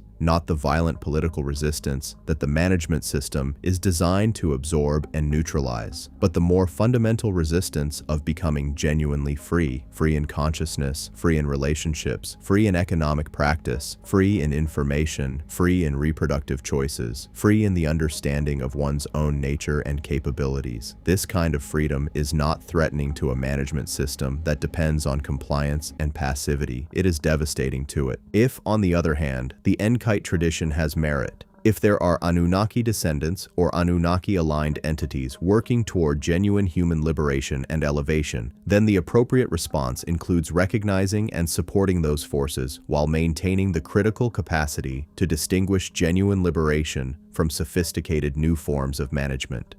The history of revolutionary movements that began with genuine liberation intentions and ended with new, more refined tyrannies is long enough to justify skepticism even toward apparently liberatory forces. The Gnostic principle applies here. Spiritual discernment is not the same as spiritual passivity. Knowing that one is in a managed system does not require accepting the management as benevolent. It requires continual evaluation, continual questioning, and a refusal to surrender the judgment that is, perhaps, the most distinctively human or most distinctively Anunnaki-endowed capability we possess. The relationship between the Anunnaki descendants among us and the general human population is not necessarily, or even primarily, a relationship of malice. Human beings who are descended from the Anunnaki, if such people exist, are still human beings. They have human feelings, human relationships, human vulnerabilities, and human moral capacities. The genetic and cultural heritage that distinguishes them does not make them fundamentally alien to the human experience. It makes them human beings with unusual capabilities and unusual burdens. The capability of longer-term thinking, of more effective social navigation, of access to knowledge traditions that are genuinely profound and genuinely valuable, and the burden of managing a relationship with the broader human population that, when honestly examined, is not one of equals. That inequity is uncomfortable to acknowledge for people on both sides of it. The Anunnaki texts describe a moment in the deep past when the relationship between the divine beings and their human creation was renegotiated. The flood in the Sumerian account was not simply a natural disaster. It was a decision, a choice made by the divine council to drastically reduce the human population and reset the terms of the relationship between humans and gods. After the flood, kingship descended again from heaven, but with different terms. Human beings were now more clearly defined as mortal, as limited, as subject to divine authority in ways that had been somewhat ambiguous before. The Garden of Eden story in Genesis encodes a similar renegotiation. The expulsion from the garden was not punishment for disobedience, but the implementation of a management decision: keep humanity mortal, keep it limited, keep it dependent on divine intervention for the knowledge it needs to survive. If we are approaching another such moment of renegotiation, and the convergence of technological, environmental, social, and astronomical factors in the early 21st century suggests that we may be, then the question of who participates in that renegotiation on humanity's behalf becomes urgent. In the ancient past, humanity had no voice in the divine council. The decisions were made by the gods, and humans lived with the consequences. The Anunnaki hypothesis, taken seriously, suggests that this situation persists. Decisions about the direction of human civilization continue to be made by a class of beings with superior information and superior capabilities, with minimal input from the vast majority of human beings who will live with the consequences. The development of democratic institutions in the modern world has not fundamentally changed this. Democracy, in the context we have been exploring, looks less like the political implementation of human equality and more like a management technology, a system for producing the appearance of popular sovereignty while maintaining the actual concentration of decision-making power in the hands of those with the resources and knowledge to manage democratic processes. But the situation need not remain this way. The same knowledge that has been managed and withheld, the knowledge of our true origins, our true nature, and our true capabilities, is not entirely inaccessible. It has been preserved in the ancient texts that are now available to anyone with an internet connection. It has been preserved in the spiritual traditions that have survived the institutional suppressions of the centuries. It has been preserved in the genetic heritage of the entire human species, which carries within it the original endowment of the God of wisdom, the capacity for learning, for creativity, for moral reasoning, for genuine self-determination. That was the fundamental gift of the original creation event, whatever form that event took. The Anunnaki created humanity to serve them. If that is true, it is also true that in creating beings with the cognitive capabilities they gave us, or that the Enkite faction of them gave us against the Enlilite faction's wishes, they created something that over time became capable of questioning the terms of its own creation. Humanity's most fundamental characteristic, the one that has persisted through all the management systems and all the institutional suppressions, is precisely this capacity for questioning, for asking why, for refusing to accept given explanations when the evidence points elsewhere, for insisting, against every social pressure, on following the truth wherever it leads. This capacity is itself the answer to the question that opened this documentary. Are the Anunnaki descendants among us? Almost certainly, in some form, yes. Are they managing us?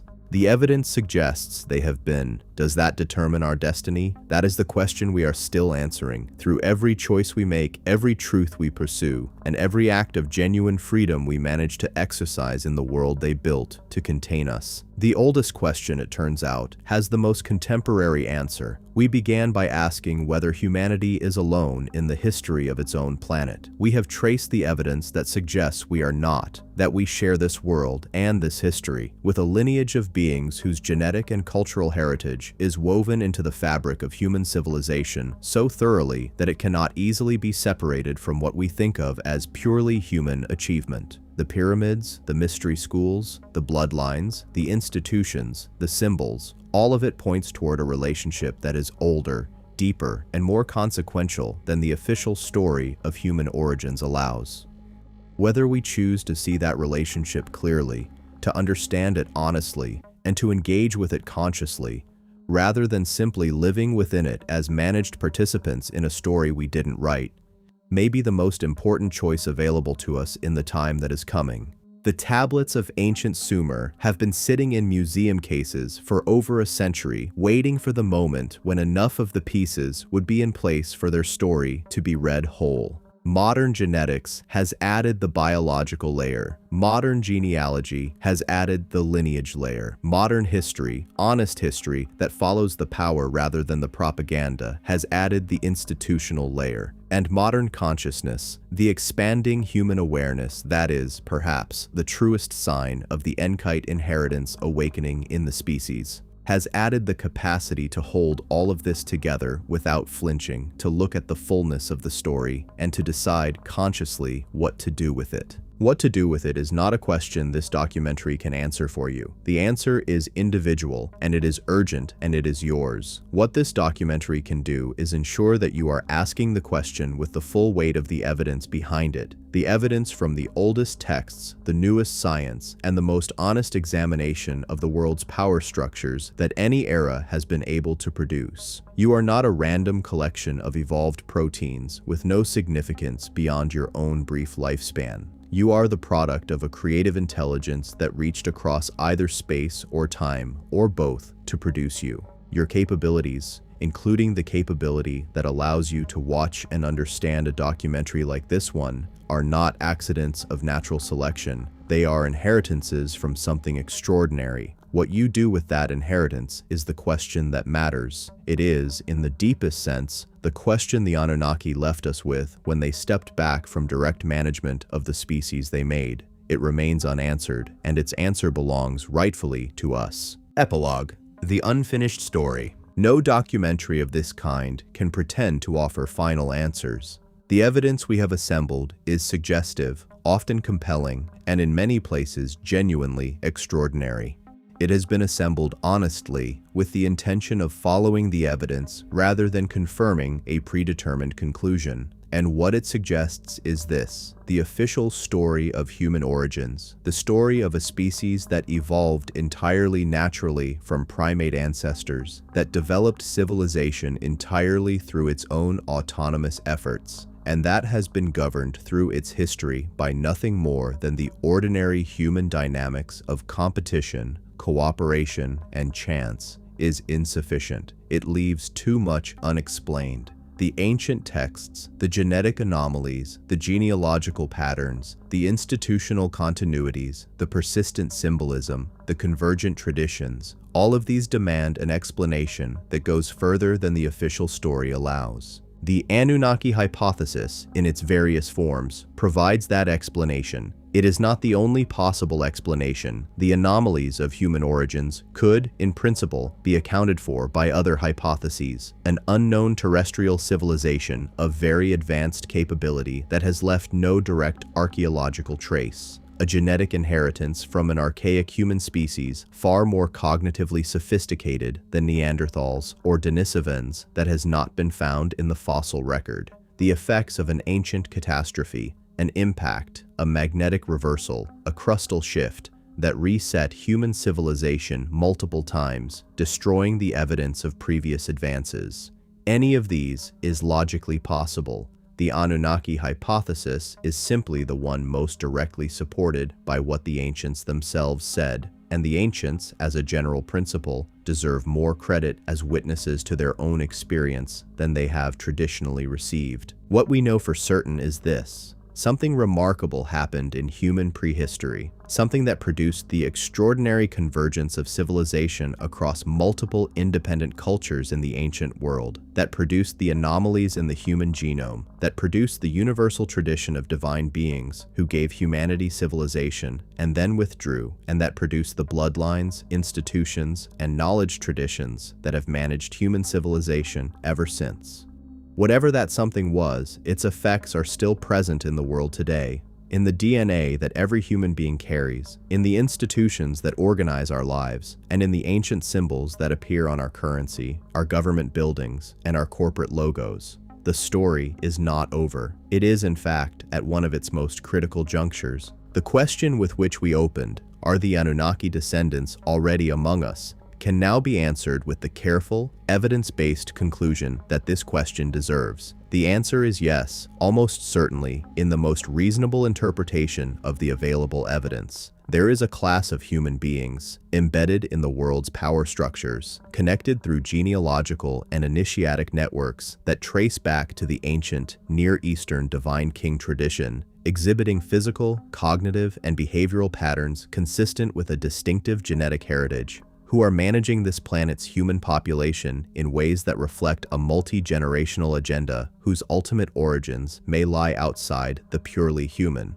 Whether those origins are extraterrestrial in the literal sense of the Sitchin hypothesis or represent some other form of non-ordinary intelligence is a question that remains genuinely open. Whether the agenda they are pursuing is oriented toward humanity's liberation or its continued management is a question that the behavior of these institutions, examined honestly, does not answer definitively in either direction. What is not in question is the importance of asking these questions honestly. The suppression of genuine inquiry into human origins, into the anomalies of the archaeological and genetic record, into the genealogical connections of the modern power elite, and into the nature and purpose of the initiatic traditions. This suppression serves specific interests, and those interests are not identical with the interests of the general human population. The relentless effort to marginalize, ridicule, and dismiss serious research in these areas, to label it all as conspiracy theory without engaging with its specific evidence, is itself a data point. Genuine intellectual error is refuted with counter-evidence.